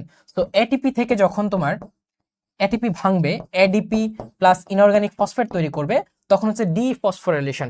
আর যখন ফসফেট যুক্ত হয়েছে তখন ফসফোরাইলেশন। আর এই ফসফেট যুক্ত হওয়ার জন্য তোমার আলো দরকার, তাই সেটা ফটোফসফোরাইলেশন। সো ওরা ফটোফসফোরাইলেশনের মধ্যে ফসফোরাইলেশনকে ইনক্লুড করে নাই, যেটা রং। ফসফোরাইলেশন এটা ফটোফসফোরাইলেশন এখানে হয়েছে। So phosphorylation happened. ফটো কথা লাগাও বা না লাগাও ডাজন্ট ম্যাটার আমার কাছে। সো এটা তিনটাই কারেক্ট আনসার হবে। ফসফেট গ্রুপ বিচ্ছিন্ন হওয়া, দেখো ফসফেট গ্রুপ চলে গেছে, বিচ্ছিন্ন হয়েছে, মানে কি ডিফসফোরাইলেশন। ফসফেট গ্রুপ যুক্ত হওয়া ফসফোরাইলেশন। ফটোসিনথেসিস শালক সংশ্লেষণ। ফটো রেসপিরেশন যখন একটা বিশেষ অবস্থায়, যখন তোমার তাপমাত্রা অনেক বেড়ে যায়, কার্বন ডাইঅক্সাইডের ঘনমাত্রা কমে যায়, তখন ফটোসিনথেসিস না হয়ে ফটো রেসপিরেশন হয়, আলোক শোষণ হয়। তোমরা এইচএসসি তে পড়বে। শালক সংশ্লেষণের জন্য প্রয়োজনীয় উপকরণ পানি, ক্লোরোফিল, অক্সিজেন। কি লাগে? পানি লাগে ভাইয়া, ক্লোরোফিল লাগে, অক্সিজেন তো সে তৈরি করবে, সেটা নট নেসেসারি। 1 এবং 2 correct answer. Carbon dioxide necessary. শ্বসনের বাহ্যিক প্রভাবক, এগেইন দেখো যে ভাই গাছ বাদে এর আশেপাশে যা কিছু হবে সব হচ্ছে বাহ্যিক প্রভাবক। সো পানি, অক্সিজেন, অজৈব লবণ। অক্সিজেন কই থাকবে? বাহিরে থাকবে, রাইট? এখানে একটু টুইস্ট আছে, অজৈব লবণ এবং খনিজ লবণ বা পটাশিয়াম, এটা তোমাকে একটু দেখাই দিচ্ছি, একটু ভালো করে খেয়াল করো সবাই। এই দেখো শ্বসনের প্রভাবক, বাহ্যিক প্রভাবে খেয়াল করো, তাপমাত্রা, অক্সিজেন, পানি, আলো, কার্বন ডাইঅক্সাইড। অভ্যন্তরীণ প্রভাবক অজৈব লবণ, অজৈব লবণ। সো অজৈব লবণ একটা অভ্যন্তরীণ প্রভাবক। এটা কেন দেখালাম? তুমি শালক সংশ্লেষণে চলে যাও, এই দেখো মাই ডিয়ার স্টুডেন্টস, শালক সংশ্লেষণের বাহ্যিক প্রভাবকে খনিজ পদার্থ। সো খনিজ বলতে আমরা কি বুঝি জানো? আমরা খনিজ ধরে নিই যে গাছের ভেতরে মিনারেলস কেমন আছে, এটা না। এখানে খনিজ পদার্থ বলতে আলটিমেটলি তোমার যে মাটিতে আছে সেই মাটির মধ্যে অ্যাভেলেবল খনিজ পদার্থগুলা বোঝানো হয়েছে, ঠিক আছে? সেটা কি বাহ্যিক প্রভাবক। আবার দেখো পটাশিয়াম, এটা অনেক কাইন্ড অফ খনিজ পদার্থ। এই পটাশিয়ামটাকে অভ্যন্তরীণ প্রভাবক কার? শালক সংশ্লেষণে। সো এটা একটু টুইস্ট ধরাই দিলাম, এটা মার্ক করে রাখো। পটাশিয়াম হচ্ছে শালক সংশ্লেষণ অভ্যন্তরীণ, আর খনিজ পদার্থ হচ্ছে কি কাইন্ড অফ বাহ্যিক প্রভাবক। আর শ্বসনের ক্ষেত্রে অজৈব লবণ অভ্যন্তরীণ প্রভাবক, অভ্যন্তরীণ প্রভাবক। উৎসেচক মানে এনজাইম, ঠিক আছে? বাকিগুলো তোমার ইজিলি মনে পড়বে। অজৈব লবণ অভ্যন্তরীণ, তো পানি, অক্সিজেন ওরা হচ্ছে বাহ্যিক প্রভাবক। এই ছিল তোমার চ্যাপ্টার 4 জীবনী শক্তি। এখন চলে আসছে চ্যাপ্টার 11 জীবের প্রজনন। এই চ্যাপ্টারটা লেস ইম্পর্টেন্ট, কেন? কারণ এই চ্যাপ্টারটা পার্শিয়ালি আছে, পুরোটা কিন্তু নেই। এবং এই চ্যাপ্টার সিকিউ যদি বলো, ফুলের গঠন, ফুলের একটা চিত্র এঁকে ফেলবা, এটা খুবই খুবই ইম্পর্টেন্ট, তোমার সিকিউ থাকতে পারে, ঠিক আছে? এখন আমরা এমসিকিউ গুলো দেখি। কতদিনের ভ্রূণকে ফিটাস বলে? তুমি দেখবে একটা ছবি আছে, ওই ছবিতে প্রায় 8 সপ্তাহের যে ভ্রূণটা সেটাকে ফিটাস বলা হয়। তো 1 সপ্তাহে 7 দিন, 8 মাল্টিপ্লাইড বাই 7 দ্যাট ইজ 56। 56 দিনের ভ্রূণকে বলা হয় ফিটাস। নিচের কোন ফুলটির গর্ভমুণ্ড আঠালো এবং শাখান্বিত? এখানে টুইস্ট আছে, দেখবা আঠালো আবার রসালো বা সুগন্ধিযুক্ত আছে তোমার ওই যে বিভিন্ন জবা ফুল, এই ফুল সেই ফুল, কাঁঠাল এটসেট্রা। আর আঠালো শাখান্বিত এটা হচ্ছে ধান। আঠালো শাখান্বিত এটা কি? ধান, ধান, ধান, মাথায় রাখবা। ডিম্বাশয় থেকে কোন হরমোন নিঃসৃত হয়? ডিম্বাশয় থেকে 2টা হরমোন আসে, একটা হচ্ছে এস্ট্রোজেন, একটা হচ্ছে progesterone. Estrogen and progesterone. Next চলে আসো, প্রজননের জন্য রূপান্তরিত বিশেষ ধরনের বিটপ, এটা তুমি জানো ফুলের সংজ্ঞা। প্রজননের জন্য রূপান্তরিত বিশেষ ধরনের বিটপকে বলা হচ্ছে ফুল, ফুল, ফুল। এটা না পারলে ইউর ফুল। নিচের কোনটি উভলিঙ্গ ফুল? যার মধ্যে স্ত্রীস্তবক, পুংস্তবক দুইটাই আছে, তারা হচ্ছে উভলিঙ্গ ফুল। কোনটা? লাউ, ধুতুরা, কুমড়া, হাতিসুর। মাথায় রাখবা হাতিসুর হচ্ছে তোমার অবৃন্তক ফুল, যার বৃন্ত নাই, ঠিক আছে? ধুতুরা এবং জবা ওরা হচ্ছে তোমার উভলিঙ্গ ফুল। লাউ, কুমড়া একলিঙ্গ ফুল। সো এখানে কি আছে? ধুতুরা আছে। সো ধুতুরা হচ্ছে উভলিঙ্গ ফুল। এটা তুমি বইয়ে কই পাবা? দাঁড়াও একটু বইয়ে দেখাই দিই তোমাকে, কোথায় পেতে পারি। মিনিমাম তো 200 পেজ হবেই। হ্যাঁ হ্যাঁ আরো বেশি। So 250, let's see. Yes, we on the same track.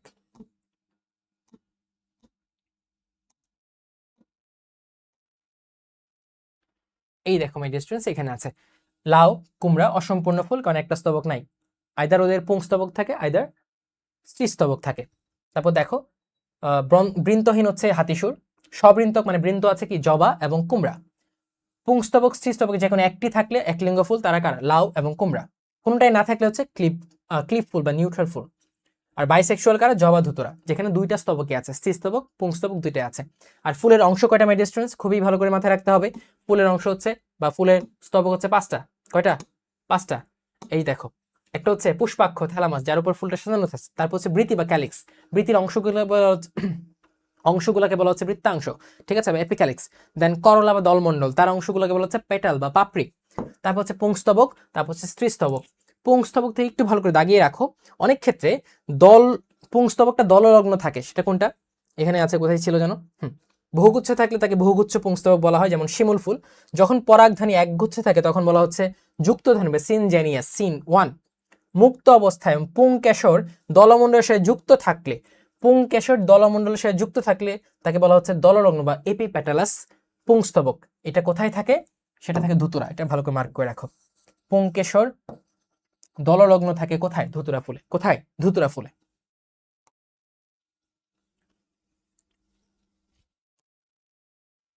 ও, বলতে বলতে চলে আসলো। দললগ্ন পুংস্তবক কোথায়? ধুতুরা ফুলে। কোথায়? ধুতুরা ফুলে। কোনটি বায়ু পরাগী ফুল? সরিষা, ধান, কদম, কুমড়া। বায়ু পরাগী ফুল হচ্ছে ধান। অরাইজাসা টাইপা, বৈজ্ঞানিক নাম, তাই না? জনন মাতৃকোষে কোন পদ্ধতিতে কোষ বিভাজন ঘটে? জনন মাতৃকোষ হচ্ছে তোমার ডিপ্লয়েড। কিভাবে ডিপ্লয়েড? এর মধ্যে মিওসিস কোষ বিভাজন হয়, মিওসিস কোষ বিভাজনের মাধ্যমে হ্যাপ্লয়েড জনন কোষগুলো উৎপন্ন হয়। তো বেসিক্যালি এখানে মিওসিস কোষ বিভাজন ঘটবে। আবার জনন কোষ উৎপন্ন হয় মিওসিস কোষ বিভাজনে, কিন্তু জনন কোষ বৃদ্ধি, জনন কোষের সংখ্যা বৃদ্ধি, মাথায় রাখবা, সংখ্যা বৃদ্ধি প্লাস জননাঙ্গ সৃষ্টি, জননাঙ্গ সৃষ্টি, এই কাজগুলা হয় তোমার মাইটোসিসের মাধ্যমে। কিসের মাধ্যমে? মাইটোসিসের মাধ্যমে। ঠিক আছে।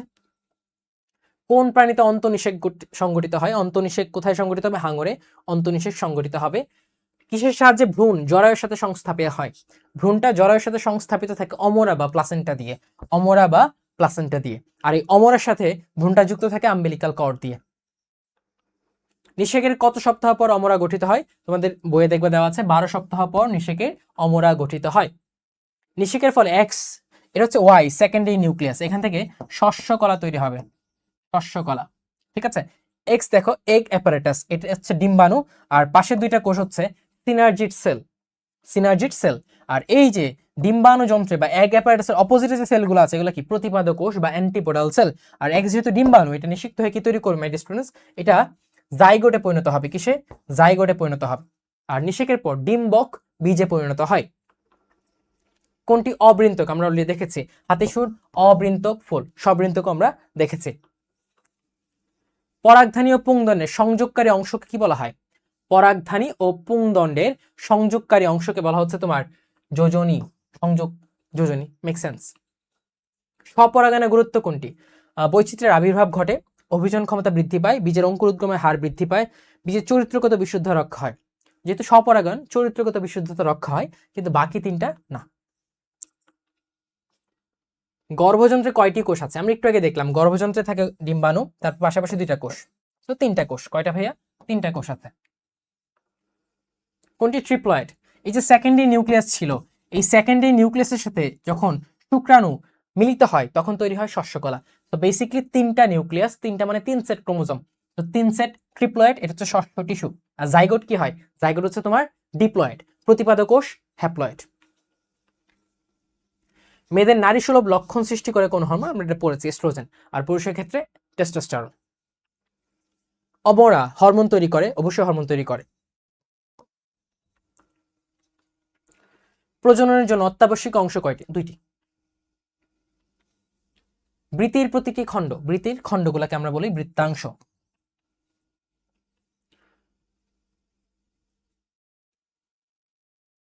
বৃত্তির বৃত্তাংশ আমরা বলি, এটাকে বলা হচ্ছে স্যাপাল। কি বলা হয়? স্যাপাল। আমি হয়তো আগের বার এপিক্যালিক্স বলছি, নট এপিক্যালিক্স, এটা স্যাপাল। কি ভাইয়া? স্যাপাল। জিনগত বৈচিত্র্য কম হয় কোন পরাগায়নের মাধ্যমে? যখন স্বপরাগায়ন হবে তখন জিনগত বৈচিত্র্যটা কম থাকবে, ঠিক আছে। আর যখন পরপরাগায়ন হবে তখন বেসিক্যালি জিনগত বৈচিত্র্য বেশি হবে। তো স্বপরাগায়নে জিনগত বৈচিত্র্য কম হয়। যৌন জননে শুক্রাণু ডিম্বাণু মিলনকে কি বলা হয়? যৌন জননে শুক্রাণু ডিম্বাণু মিলন হচ্ছে ফার্টিলাইজেশন বা নিষেক প্রক্রিয়া। স্পোরোফাইটের প্রথম কোষ, স্পোরোফাইটের প্রথম কোষ শুক্রাণু ডিম্বাণু মিলনের ফলে যেটা তৈরি হয় সেটা স্পোরোফাইটের প্রথম কোষ, সেটা হচ্ছে জাইগোট। জাইগোট সৃষ্টিতে অংশ নেয় শুক্রাণু ডিম্বাণু এবং নিষিক্ত ডিম্বাণু। বেসিক্যালি নিষিক্ত ডিম্বাণু এটা জাইগোট। সো 1 2 3 তিনটা কারেক্ট আনসার। নিষিক্ত ডিম্বাণুর কোষ বিভাজনকে কি বলা হয়? যখন নিষিক্ত ডিম্বাণুটা তৈরি হয়, মানে জাইগোট তৈরি হয়ে যায়, জাইগোটে কোষ বিভাজন হয়, যেটাকে বলা হচ্ছে ক্লিভেজ। এই ক্লিভেজের মাধ্যমে মোরুলা তৈরি হয়, তারপর ব্লাস্টুলা তৈরি হয়, তাই না? এই ব্লাস্টুলার গহ্বর থেকে ব্লাস্টোসিল, আর কোষগুলো ব্লাস্টোসিস্ট, তারপর আস্তে আস্তে কি গ্যাস্ট্রুলা, অর্গানোজেনেসিস, একটা পরিণত মানব ভ্রূণ তৈরি হয়। এইডস এর পূর্ণরূপ এগুলো আমরা জানি, অ্যাকোয়ার্ড ইমিউনোডেফিসিয়েন্সি সিনড্রোম। কই? নাম্বার 3। ওকে, আমরা একটা অবজেক্টিভে চলে যাই।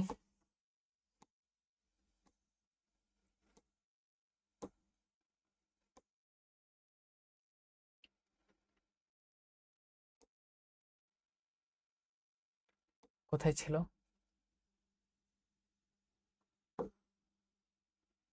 না, এটা তো বলেই দিয়েছি।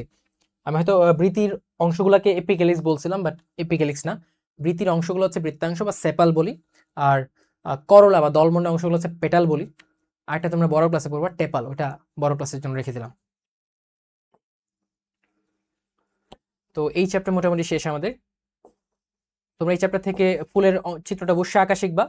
পাশাপাশি যেটা করতে হবে, ওই যে পুং গ্যামেটোফাইট এবং স্ত্রী গ্যামেটোফাইটের যে গঠন, সেই গঠনটা একটু পড়তে হবে, ঠিক আছে? সিকিউর জন্য ইনাফ। এখন চলো সে দ্বাদশ অধ্যায়, খুবই ইম্পর্টেন্ট চ্যাপ্টার, খুবই ইম্পর্টেন্ট চ্যাপ্টার, খুবই ইম্পর্টেন্ট চ্যাপ্টার সিকিউ এর জন্য, এমসিকিউ এর জন্য। এবং তোমরা সব থেকে বেশি এমসিকিউ পাবো হচ্ছে চ্যাপ্টার 2 এবং চ্যাপ্টার 12 থেকে। সব থেকে বেশি এমসিকিউ পাবো ইনশাআল্লাহ, সিকিউ পাবো এখান থেকে বেশি, কারণ চ্যাপ্টারগুলো বড় এবং ইম্পর্টেন্ট। জীবের বংশগতি ও বিবর্তন, এখান থেকে তুমি অবশ্যই ডিএনএ চিত্র আঁকা শিখবা, ঠিক আছে? ডিএনএ যে বংশগতির গুরুত্বপূর্ণ একক, এটা এক্সপ্লেন করা শিখবা। আর ডিএনএ অনুলিপন লেস ইম্পর্টেন্ট, ডিএনএ প্রোফাইলিং বা ফিঙ্গারপ্রিন্টিং যে গুরুত্ব, এটা ইম্পর্টেন্ট। এবং এই যে কালার ব্লাইন্ডনেস, থ্যালাসেমিয়া। আর একটা কমন প্রশ্ন, যে লিঙ্গ নির্ধারণে কার দায়, যে একটা পুরুষ বিয়ে করছিল, ছেলে মানে দেখে আরেকটা বিয়ে করছে। সো বেসিক্যালি মেয়েদের তো অ্যাকচুয়ালি এক ধরনের ক্রোমোজোমই আছে, they are homozygous, XX chromosome, Y chromosome তো নাই। সো ওয়াই ক্রোমোজোম পুরুষ থেকে যাবে নাকি যাবে না, আল্লাহ কি পাঠাবে নাকি পাঠাবে না, এর উপর ডিপেন্ড করে ছেলে হবে কি হবে না, রাইট? সো এটা জাস্টিফিকেশন তোমাকে করতে বলবে যে পুরুষটাকে ঠিক কাজ করছে কিনা, বা শাশুড়ি বলছে এটাই বউয়ের জন্য হয়েছে এরকম, তার কথাটা জাস্টিফাইড কিনা, তার কথাটা ভুল তুমি প্রমাণ করবা, ঠিক আছে? ওই লিঙ্গ নির্ধারণের প্রশ্নটা খুব ইম্পর্টেন্ট। তারপর ধরো মা বাহক, বাবা ওকে, বা ধরো বাবা বর্ণান্ধ, মা বাহক, সেই ক্ষেত্রে বাচ্চাদের ক্ষেত্রে তুমি কি দেখবা, কত পার্সেন্ট সুস্থ হবে, কত পার্সেন্ট তোমার বাহক হবে, কত পার্সেন্ট তোমার অসুস্থ হবে, এই জিনিসগুলো তোমাকে পারতে হবে, সিকিউর জন্য ইম্পর্টেন্ট। আবার অনেক সময় বলে ছেলেদের কত শতাংশ ধরো সুস্থ, মেয়েদের কত শতাংশ সুস্থ, তো তোর রেশিওটা কিন্তু চেঞ্জ হয়ে যায়। এই কথাগুলো ভালো করে খেয়াল রাখতে হবে। অবশ্যই পানের চকবোর্ড বা পানের স্কোয়ারটা আঁকা শিখতে হবে, আমরা দেখাই দেব না। আচ্ছা, প্রচ্ছন্ন জিন দ্বিতীয় বংশধরে কত ভাগ জীবে প্রকাশ পায়? সো আমরা ধরলাম প্রচ্ছন্ন কি, যেটা প্রকাশ পায় না বা হোমোজাইগাস অবস্থায় প্রকাশ পায়, সেটা হচ্ছে প্রচ্ছন্ন। আর প্রকট কি, যেটা হেটেরোজাইগাস অবস্থায় প্রকাশ পায়, যেটা বৈশিষ্ট্য প্রকাশ করে, প্রকট জিন। ধরো এটা প্রকট জিন, ক্যাপিটাল টি, প্রচ্ছন্ন জিন, ওদের মধ্যে তুমি ক্রস করলা, প্রথম কি পাবা? এই যে টি টি, এটাই তো পাবা, রাইট? এটা ফার্স্ট জেনারেশন। এখন ওদের মধ্যে যদি ক্রস করো সেকেন্ড জেনারেশন, তখন কি পাবা? টি টি টি টি। এটা দেখো, এই যে capital T capital T capital T small T, এখানেও same capital T small T, এখানে দুইটা হচ্ছে স্মল টি স্মল টি। তাহলে যেহেতু প্রচ্ছন্ন এরা আছে, এরা দুইজনে দুর্বল, ওদের দুর্বল বৈশিষ্ট্য প্রকাশ পায়। সো দেখো দ্বিতীয় জেনারেশনে মাত্র 1/4 তুমি এই প্রচ্ছন্ন বৈশিষ্ট্য পাচ্ছ। বাকি দেখো এখানে তো দুইটাই প্রকট, সো প্রকট বৈশিষ্ট্য হবে। এখানে যেহেতু প্রকট জিন আছে, প্রচ্ছন্ন একটা প্রকাশই পাবে না প্রকট বৈশিষ্ট্য, এখানেও সেম কাহিনী। তাহলে 1/4 অংশে কি পাবা? প্রচ্ছন্ন জীবের বা প্রচ্ছন্ন বৈশিষ্ট্যটা তুমি পাবা। ডিএনএ ডাবল হেলিক্সের বেশ কত? আমরা পড়েছি ডিএনএ তে দ্বিসূত্রক, ওই যে একটা সূত্রক, তারপরে এই যে একটা সূত্রক, তাই তো? একটা যদি হয় 3 থেকে 5, আরেকটা হবে কি 5 থেকে 3 পরিপূরক কমপ্লিমেন্টারি স্ট্র্যান্ড। এই যে এদের বেশ বলতে এটাকে বোঝানো হয়েছে, এটা হচ্ছে 20 অ্যামস্ট্রং বা 2 ন্যানোমিটার। একটা মুখ্য খাঁজ, একটা গৌণ খাঁজ। এই যে একটা প্যাচ শুরু হয়েছে, এটা শুরু হয়ে এখানে শেষ হয়েছে, এটা হচ্ছে পূর্ণ প্যাচ। একটা পূর্ণ প্যাচে হচ্ছে তোমার 34 অ্যামস্ট্রং বা 3.4 ন্যানোমিটার। একটা পূর্ণ প্যাচে 10 জোড়া নিউক্লিওটাইড থাকে, বেস পেয়ার থাকে। ঠিক আছে, 10টি বেস পেয়ার বা 10 জোড়া নিউক্লিওটাইড। ঠিক আছে মাই ডিয়ার স্টুডেন্টস, তো এই জিনিসগুলো খুব ইম্পর্টেন্ট। ডিএনএতে কি থাকে? অ্যাডেনিনের সাথে থায়ামিনের বন্ড থাকে, ডাবল বন্ড, হাইড্রোজেন বন্ড। সাইটোসিনের সাথে গুয়ানিনের বন্ড থাকে, ট্রিপল বন্ড, হাইড্রোজেন বন্ড। ডিএনএতে ইউ থাকে না, মানে ইউরাসিল থাকে না। আর আরএনএ হয় একসূত্রক, ওইখানে ইউরাসিল থাকে। মনে রাখবা কি হবে? আর ইউ সিঙ্গেল, মানে RNA U R single, uracil আছে। হ্যাঁ, আর ডিএনএ ডাবল হেলিক্স, দুইটা সূত্রক আছে, দুইটা মানে 2। সো থায়ামিন আছে, T for 2, T for thymine, মনে রাখতে পারো, বা অন্যভাবে তুমি মনে রাখতে পারো, কোনো সমস্যা নেই। তো অনেকগুলো কথা বলে ফেললাম, এখান থেকে তোমার আসবে প্রশ্ন ইনশাআল্লাহ এমসিকিউ। এককটা ভালো করে খেয়াল রাখবে। আরএনএতে কোনটির পরিবর্তে ইউরাসিল থাকে? আমরা বলেছি কি আরএনএ একসূত্রক, তার 2 বা 2 বলতে কিছু থাকবে না, মানে থায়ামিন থাকবে না, টি থাকবে না। সো আরএনএতে থায়ামিনের পরিবর্তে ইউরাসিল আছে, বাকি 3টা কমন। নিচের কোনগুলো ডিএনএ ও আরএনএ উভয়ে পাওয়া যায়? কোনগুলো পাওয়া যাবে? এ টি কি পাওয়া যাবে? টি তো আরএনএ তে পাওয়া যায় না, সেটা রং। ইউ আবার ডিএনএ তে পাওয়া যায় না, এটা রং। টি আবার আরএনএ তে পাওয়া যায় না। এ এবং জি দুই জায়গায় পাওয়া যাবে, রাইট? কমন। কোন বিজ্ঞানী প্রথম ক্রোমোজোম আবিষ্কার করেছেন? ক্যারোলাস লিনিয়াস, দ্বিপদ নামকরণের জনক। ল্যামার্ক, উনি বিবর্তনের সাথে রিলেটেড। স্ট্রাসবার্জার, তিনি সর্বপ্রথম ক্রোমোজোম আবিষ্কার করেছেন। ডারউইন প্রাকৃতিক নির্বাচন মতবাদ দিয়েছেন। কোনটি বংশগতির প্রধান উপাদান? লাইসোজোম নো, এটা মারামারি করে, জীবন ধ্বংস করে। সেন্ট্রোজোম, এটা মাইটোটিক স্পিন্ডল অ্যাপারেটাস তৈরি করে। ওকে, ঘটা কাটা যাবে। নিউক্লিয়াস, কোষের কেন্দ্রিকা। ঠিক আছে, নিউক্লিয়াসের গঠন আমরা পড়েছি। ক্রোমোজোম, ক্রোমোজোম হচ্ছে বংশগতির প্রধান উপাদান, যার মধ্যে কি আছে? ডিএনএ আছে, এবং ডিএনএ একটা নির্দিষ্ট অংশ হচ্ছে কি জিন, যা বৈশিষ্ট্য প্রকাশ করে। কোনটি ডিএনএ তে অনুপস্থিত? আমরা অলরেডি দেখেছি, ডিএনএ তে থাকে নাকি? ইউ ডিএনএ তে থাকে না। ঠিক আছে, তো ইউরাসিল ডিএনএ তে থাকবে না, বাকিগুলা থাকবে। ইউরাসিলের পরিবর্তে কোনটা থাকবে ডিএনএ তে? Thymine, thymine, thymine. ডিএনএ অণুর দুটি পূর্ণ ঘূর্ণন, আমরা একটি পূর্ণ প্যাচ বলছি 34 অ্যামস্ট্রং, তাহলে দুটি বলছে, টুইস্টটা খেয়াল করবা। তাহলে 2 multiplied by 34, that is 68 angstrom. আর এককটা চেঞ্জ করে ফেললে 6.8 nanometre. TMV, tobacco mosaic virus, একটা আরএনএ ভাইরাস, অর্থাৎ তার নিউক্লিক অ্যাসিডটা থাকে আরএনএ। কি ভাইয়া? আরএনএ। আর টিটুফাস ভাইরাস, ওটা হচ্ছে ডিএনএ ভাইরাস। বংশগতিবিদ্যার জনক, আমরা অলরেডি দেখেছি, বংশগতিবিদ্যার জনক গ্রেগর জোহান ম্যান্ডেল। মার্কিউরিস আর হুইটেকার কি করছে? এই যে 5 কিংডম মতবাদ দিয়েছে, আমরা শুরুতে দেখেছিলাম ক্লাসে। কোন বিজ্ঞানী সর্বপ্রথম জীবাশ্ম আবিষ্কার করেন? কোন বিজ্ঞানী জীবাশ্ম আবিষ্কার করেছেন? জেনোফেন। কে ভাইয়া? জেনোফেন। আচ্ছা, 5 বছর পূর্বে মুসলিম সুমির বিয়ে হয়েছে, পুত্র সন্তানের আশায় এই পর্যন্ত 3 কন্যা সন্তান হয়েছে, এজন্য তার স্বামী শাশুড়ি তাকে সারাক্ষণ দোষারোপ করতে থাকে। আচ্ছা, খেয়াল করে দেখো, এটা তোমার ঘ নাম্বারের প্রশ্ন আসতে পারে, এটা সিকিউ এর মতো একটা প্রশ্ন। এখন বলছে সুমির সন্তানদের লিঙ্গ নির্ধারণে কোনটি সঠিক? আচ্ছা, এটা আমরা ক্যারিও টাইপিং বলি, ক্রোমোজোম কিভাবে আছে সেটা দেখানোর জন্য। নারীদের ক্ষেত্রে সেটা হচ্ছে 44টা ক্রোমোজোম, এটা তো অটোজোম সেম থাকবে, নারী পুরুষের সেম 44 আর এক্স এক্স এটা। এখন এখানে যাই থাকুক, এটা উত্তর। ঠিক আছে, তো কনফিউশন কি হবে? 22 প্লাস এক্স, 44 প্লাস এক্স, মাথায় রাখবা 44 প্লাস এক্স, এটা হচ্ছে নারীদের লিঙ্গ নির্ধারণে, বা আমরা ক্যারিও টাইপিং করে এটা কি এভাবে প্রকাশ করতে পারি। অন্যভাবে প্রকাশ করা যায়, এটা আলাদা, বাট এটাও প্রকাশ করবা। 44 XX, এটা না, এটা যাই থাকুক, এটা না, বড় করে কেটে দাও।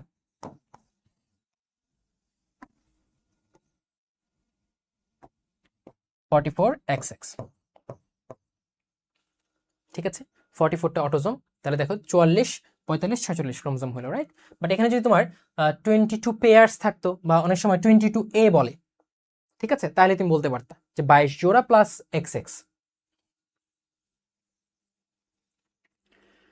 মা থ্যালাসেমিয়ার বাহক, কিন্তু বাবা সুস্থ, বাহক নয়, তাহলে মা থ্যালাসেমিয়ার বাহক, তাহলে আমরা ধরি এটা হচ্ছে ধরো সুস্থ, আর থ্যালাসেমিয়ার বাহক হচ্ছে তোমার এটা কি, ঠিক আছে। বাবা হচ্ছে সুস্থ, মানে বাবার কোনো থ্যালাসেমিয়ার জিন নাই, তাহলে কি হবে?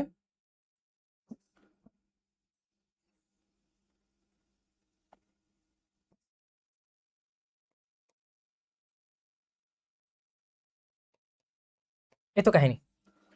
শতকরা কত ভাগ থ্যালাসেমিয়ার বাহক হবে? শতকরা কত ভাগ বাহক হবে? মাথায় রাখবে থ্যালাসেমিয়া হোমোজাইগাস অবস্থায় এটা রূপ পায়, এটা রোগটা হয় হোমোজাইগাস অবস্থায়, মানে দুইটাই থ্যালাসেমিয়ার জিন থাকতে হবে, একটা থাকলে হবে না। ঠিক আছে, তো এখানে দেখো বাহক কত, এরা সবাই সুস্থ হবে কারণ যেহেতু কোনোটাই ডাবল সেট নাই, থ্যালাসেমিয়ার জিন নাই ডাবল সেট। সো এখানে আছে একটা, এটা সুস্থ হয় বাট বাহক, এটাও সুস্থ বাট বাহক, আর এখানে কোনো বাহক নেই, কমপ্লিটলি সুস্থ। তো 50% তোমার বাহক হবে, 50%। আচ্ছা মাই ডিয়ার স্টুডেন্টস, এই জায়গায় কিন্তু ভুল থাকতে পারে। ধরো স্লাইড যখন বানায় তখন হচ্ছে কম্পিউটারের রেশিও চেঞ্জ হলে কি স্মার্ট বোর্ডে নিয়ে আসলে রেশিওটা চেঞ্জ হয়ে যায়। সো খ গয়ে চলে যেতে পারে, গ খয়ে চলে আসতে পারে, ওইটাতে কেয়ারফুল থাকতে হবে। এই ছোটখাটো ভুলগুলা ভাই যেহেতু রেকর্ড করছি, আর আমার স্টুডিও এখন কিশোরগঞ্জ, বুঝছো? সো কাইন্ড অফ তুমি প্যারা খেয়ে যেতে পারো এ ভাই। সো ভাইয়ার অ্যাসিস্ট্যান্ট এখন তোমরা, সো ছোট করে ভুল করলে এটা বইয়ের সাথে মিলিয়ে নিজের চিন্তা বুদ্ধি দিয়ে বিচার বিবেচনা করতে হবে। ঠিক আছে, মানুষ মাত্রই ভুল, আমাদের ভুল হতেই পারে, অনেক কিছু পড়ে একসাথে, অনেক অনেক ক্লাস পড়াইতে হয়। So sometime slip of tongue ভুল হয়ে যায়, ওখানে প্যারা খাওয়া যাবে না, নিজের বুদ্ধি কাজে লাগাইতে হবে, বইকে কাজে লাগাইতে হবে, তারপরে কি ভাইকে বলতে হবে ভাইয়া এটা কি ভুল পড়াচ্ছেন কিনা, দেন আমরা কারেক্ট করে নিব। ঠিক আছে মাই স্টুডেন্টস, ওকে। সো এখানে কি আছে, আই ডোন্ট থিঙ্ক সো, ঠিক আছে 75% ঠিক না, এটা 50% আমরা তো দেখাইলাম।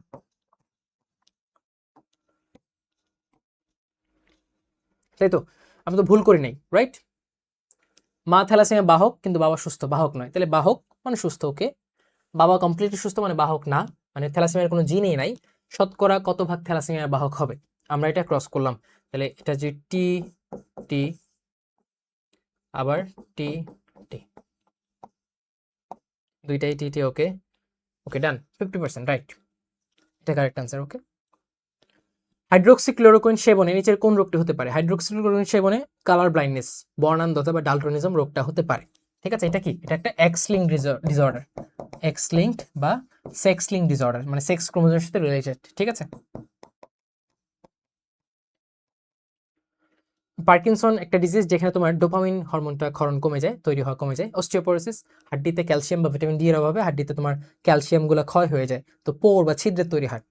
গেটে বাত, রিউমেটিক ফিভার বা রিউমেটয়েড আর্থ্রাইটিস, গেটে বাত। ডিএনএ আরএনএ এর নাইট্রোজেন বেজের ভিন্নতা হয় কোনটির কারণে? আমরা পড়েছি থায়ামিন, এটা হচ্ছে ভিন্নতা তৈরি করে, thymine uracil. DNA double helix গঠন আবিষ্কার করেন কে? ওয়াটসন ক্রিক। এদের মধ্যে একজন রিসেন্টলি মারা গিয়েছেন এবং তারা এই ডাবল হেলিক্স গঠন আবিষ্কারের মাধ্যমে কি পেয়েছেন? নোবেল প্রাইজ পেয়েছেন। ডিএনএ প্রোফাইলিং করা হয় কোন পদ্ধতিতে?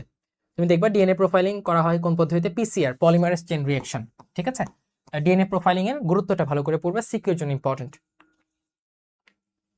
ডিএনএ অনুলিপন প্রক্রিয়া নতুন ডিএনএ সংশ্লেষিত হয়, হ্যাঁ একটা ডিএনএ থেকে দুইটা ডিএনএ হয়, কপি করা হয়, এটা ডিএনএ অনুলিপন বা রেপ্লিকেশন। হাইড্রোজেন বন্ড ভাঙে, অবশ্যই পুরাতন ডিএনএটা হাইড্রোজেন বন্ড ভেঙে নতুন ডিএনএ তৈরি হয়, রাইট? পাই বন্ড গঠিত হয় না, পাই বন্ড গঠিত হয় না, এখানে হাইড্রোজেন বন্ড গঠিত হয়, হাইড্রোজেন বন্ড ভাঙে আবার হাইড্রোজেন বন্ড গঠিত হয়। সো 1 এবং 2 কারেক্ট আছে, 3 রং আনসার, নাম্বার 1 এবং 2 আর কারেক্ট স্টেটমেন্টস। মানবদেহে মোট কয় জোড়া ক্রোমোজোম পাওয়া যায়? আমরা অলরেডি পড়েছি কত জোড়া, জোড়া কথাটা খেয়াল করবা, কত জোড়া ভাইয়া? 23 জোড়া ক্রোমোজোম পাওয়া যায়, যে টি বলতো 46টি ক্রোমোজোম পাওয়া যায়, রাইট? পুরুষদের ক্রোমোজোম কয়টি? কোনটি, নট কয়টি, কোনটি? আমরা জানি ক্যারিওটাইপ হচ্ছে এক্স ওয়াই, এটা হচ্ছে পুরুষের ক্রোমোজোমাল স্ট্রাকচার। লাল সবুজ বর্ণান্ধতা নির্ণয়ের জন্য কোন পরীক্ষাটি করা হয়? এটা মনে হয় তোমার স্লাইডে ভুল আছে, এটা মাত্র ইশিহারা টেস্ট করা হয়। কি করা হয়? ইশিহারা টেস্ট করা হয়, not colour pigmentation, Ishihara test.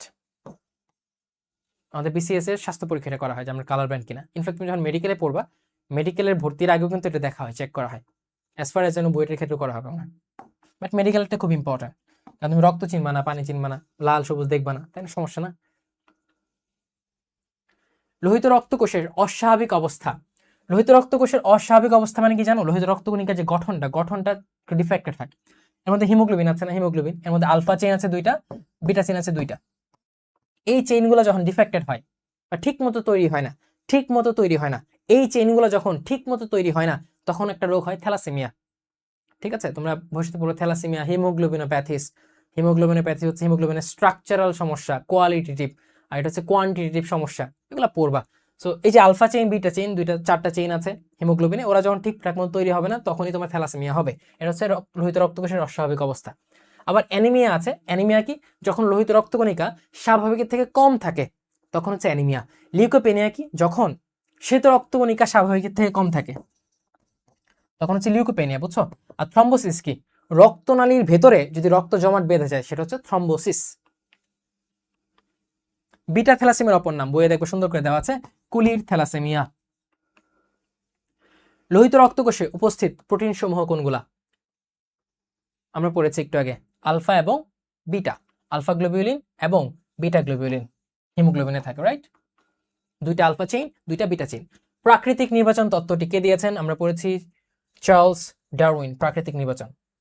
পরে সংগ্রাম তৈরি হয়, আন্তঃপ্রাজাতিক সংগ্রাম, আন্তঃপ্রাজাতিক সংগ্রাম, পরিবেশগত সংগ্রাম, এবং আলটিমেটলি এই সংগ্রামে যে যত বেশি অ্যাডাপ্টেশন করতে পারে সেই যোগ্য হয়ে জয়লাভ করে। প্রকৃতি তাকেই বেছে নেয়।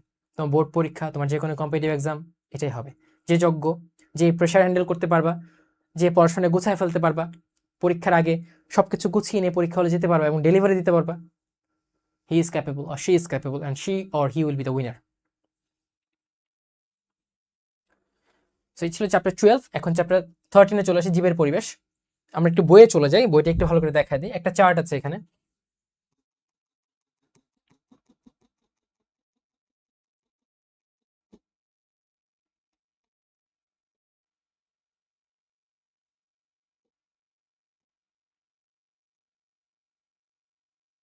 এই যে জীবের পরিবেশ, একটা চার্ট আমি দেখাচ্ছি। এই চার্টটা খুব ভালো করে পড়বে, হ্যাঁ? বাস্তুতন্ত্রের উপাদান কি কি আছে, হ্যাঁ? 3 ধরনের উপাদান, জড় উপাদান, ভৌত উপাদান এবং জীব উপাদান। জড় উপাদানের মধ্যে কি আছে? জৈব বস্তু, অজৈব বস্তু আছে। ভৌত উপাদানে কি কি আছে মাই ডিয়ার স্টুডেন্টস? খেয়াল করে দেখো, বায়ুর চাপ, বাষ্পের পরিমাণ, বায়ু প্রবাহ, তাপ, সূর্যালোকের পরিমাণ, এগুলো হচ্ছে ভৌত উপাদান। আর জীব উপাদানের মধ্যে কি আছে? 3 প্রকার, উৎপাদক, খাদক এবং বিয়োজক। আবার খাদক প্রথম স্তর হতে পারে, দ্বিতীয় স্তর হতে পারে, তৃতীয় স্তরের খাদক হতে পারে। আর মানুষ কি? সর্বভোগ, রাইট? ওকে, মানুষ একই সাথে তৃণভোজী এবং মাংসাশী, অমনিভোরাস, সর্বভোগ প্রাণী। খেয়াল করো, এই বিয়োজকগুলো হচ্ছে স্ক্যাভেঞ্জার, নট বিয়োজক। বিয়োজক স্ক্যাভেঞ্জার না, যারা মৃত প্রাণী খেয়ে বাঁচে, যেমন ধরো কাক, শকুন, শিয়াল, হায়না, ওরা হচ্ছে স্ক্যাভেঞ্জার বা আবর্জনা ভোগ বা ধাঙর। ঠিক আছে, আমাদের বডিতে একটা ধাঙর সেল আছে যার নাম ম্যাক্রোফেজ, পরবর্তীতে পড়বা। বিয়োজক দেখো, ব্যাকটেরিয়া, অণুজীব, এগুলো হচ্ছে বিয়োজক। এই চারটা ভালো করে পড়বে মাই ডিয়ার স্টুডেন্টস। আর কিছু কি পড়বা এখান থেকে? হ্যাঁ, আর যেটা পড়তে হবে, এটা ধরো সিকিউর জন্য মার্ক করে রাখো তুমি একদম, মানে পুকুরের বাস্তুসংস্থান বা একটা বনের বাস্তুসংস্থান, খাদ্য জল আর খাদ্য শৃঙ্খল, এই দুইটা পাতা থেকে তোমার একটা সিকিউ হতেই পারে, ইনশাল্লাহ হতেই পারে, এটা ইম্পর্টেন্ট। আবার আমার সাজেশন থাকবে যে এই চ্যাপ্টার থেকে সিকিউ না দিও, ঠিক আছে? কারণ ধরো ওই যে তুমি চিত্র দেওয়া যায় এমন সিকিউ গুলো দিবে, তখন ফুল মার্কস পাওয়ার পসিবিলিটি বাড়ে। সো অন্য চ্যাপ্টারগুলো থেকে যদি পারো ওইগুলো দাও, এই যে সমাজবিজ্ঞান টাইপের সিকিউ গুলো অ্যাভয়েড করো।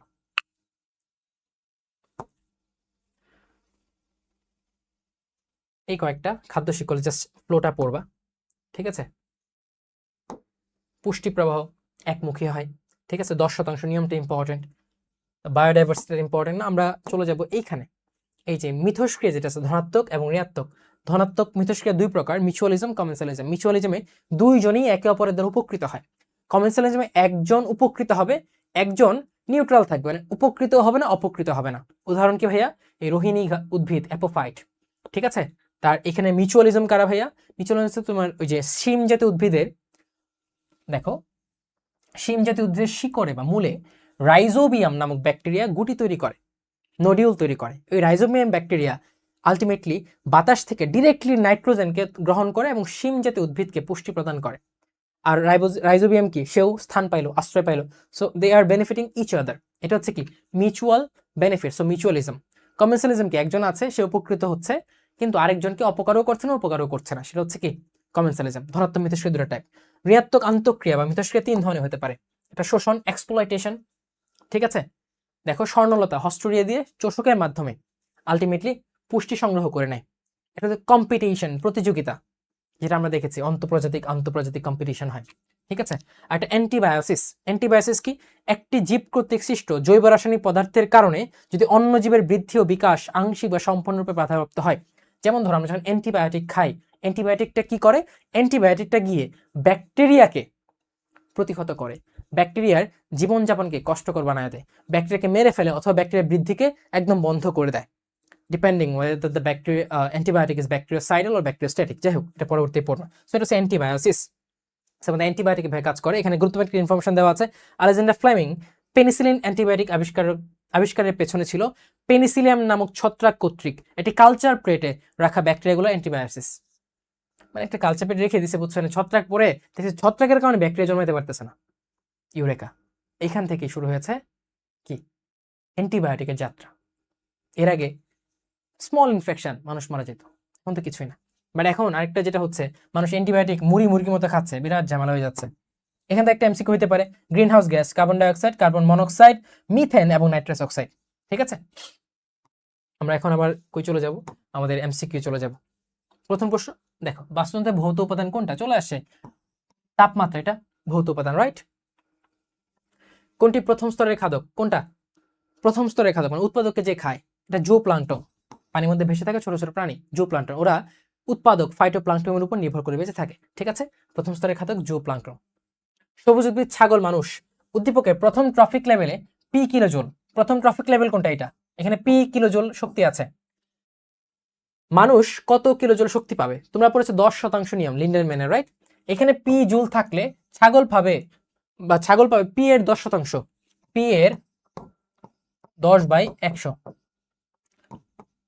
মানে p/10। কে পাবে? ছাগল। মানুষ পাবে ছাগলের 10%, মানে p/10 এর 10%, তার মানে p/100 কিলোজোল। ঠিক আছে, 10% নেবে। এটা সিকিউর জন্য ইম্পর্টেন্ট, বুঝছো? আচ্ছা, ঋণাত্মক আন্তঃক্রিয়াকে কয় ভাগে? একটু আগে দেখলাম ঋণাত্মক আন্তঃক্রিয়া 3 ভাগে ভাগ করা হয়। শোষণ, এক্সপ্লয়টেশন, দেন প্রতিযোগিতা, কম্পিটিশন, দেন অ্যান্টিবায়োসিস। জীববৈচিত্র্য সংরক্ষণের উপায় জনগণকে শিক্ষিত করে তোলা। ওকে তুলবা তুমি অবশ্যই। নাইট্রাস অক্সাইড উৎপাদন না, নাইট্রাস অক্সাইড কি ভাই? গ্রিন হাউস গ্যাস, এটা বাড়াইলে তো সমস্যা। পরিবেশ নীতিকে যথাযথ অনুসরণ করা। অবশ্যই পরিবেশ নীতি যদি ইমপ্লিমেন্টেশন হয় এটা হেল্পফুল হবে। সো 1 এবং 3 হচ্ছে কারেক্ট আনসার। উৎপাদকের বৈশিষ্ট্য কোনটি? উৎপাদক নিজের খাবার নিজে তৈরি করতে পারে। দে আর অটোট্রফ, মানে স্বভোজী। আর খাদক হচ্ছে পরভোজী। তৃতীয় শ্রেণীর খাদক সাপ, কারণ সাপ ব্যাংকে খায়, ব্যাং হচ্ছে দ্বিতীয় শ্রেণীর খাদক। ঠিক আছে, সাপ। ব্যাং কোন স্তর? দেখো একটু আগে চলে আসছে, ব্যাং দ্বিতীয় স্তরের খাদক, রাইট। প্রথম স্তরের খাদক কোনটা? ছোট মাছ, জু প্লাঙ্কটন, ফাইটোপ্লাঙ্কটন। আমরা পড়েছি জু প্লাঙ্কটন প্রথম স্তরের খাদক, ছোট মাছ দ্বিতীয় স্তরের খাদক, আর ফাইটোপ্লাঙ্কটন হচ্ছে উৎপাদক। পরজীব ও মৃতজীবী খাদ্য শিকল সবসময় অসম্পূর্ণ, কারণ কি? এই পরজীবী আর মৃতজীবীর মধ্যে উৎপাদক থাকে না, এই জন্য হচ্ছে তারা অসম্পূর্ণ। পুষ্টিদ্রব্যের চক্রাকার প্রবাহকে বলা হচ্ছে পুষ্টি প্রবাহ। এই পুষ্টি প্রবাহ সবসময় একমুখী, উৎপাদক থেকে খাদক, বিয়োজক, আবার এভাবে চলবে। রাইজোবিয়াম ব্যাকটেরিয়া ও শিমজাত উদ্ভিদের মধ্যে সম্পর্কটি কি? দুইজনে উপকৃত হচ্ছে, মিউচুয়াল উপকার, সো মিউচুয়ালিজম। ঋণাত্মক আন্তঃক্রিয়া 3 প্রকার, আমরা পড়েছি অলরেডি। উৎপাদকে যদি x জুল শক্তি থাকে, উৎপাদকে x জুল শক্তি আছে, রাইট। তাহলে দ্বিতীয় স্তর, প্রথম স্তর পাবে x/10, দ্বিতীয় স্তর পাবে কি x/100, কারণ এটা 10%, x এর 10%, এটা 10%, x/100, উত্তর হচ্ছে x/100 জুল। এখানে যাই থাকুক, এটা রং আনসার, এটা কারেক্ট আনসার। ঠিক আছে মাই ডিয়ার স্টুডেন্টস।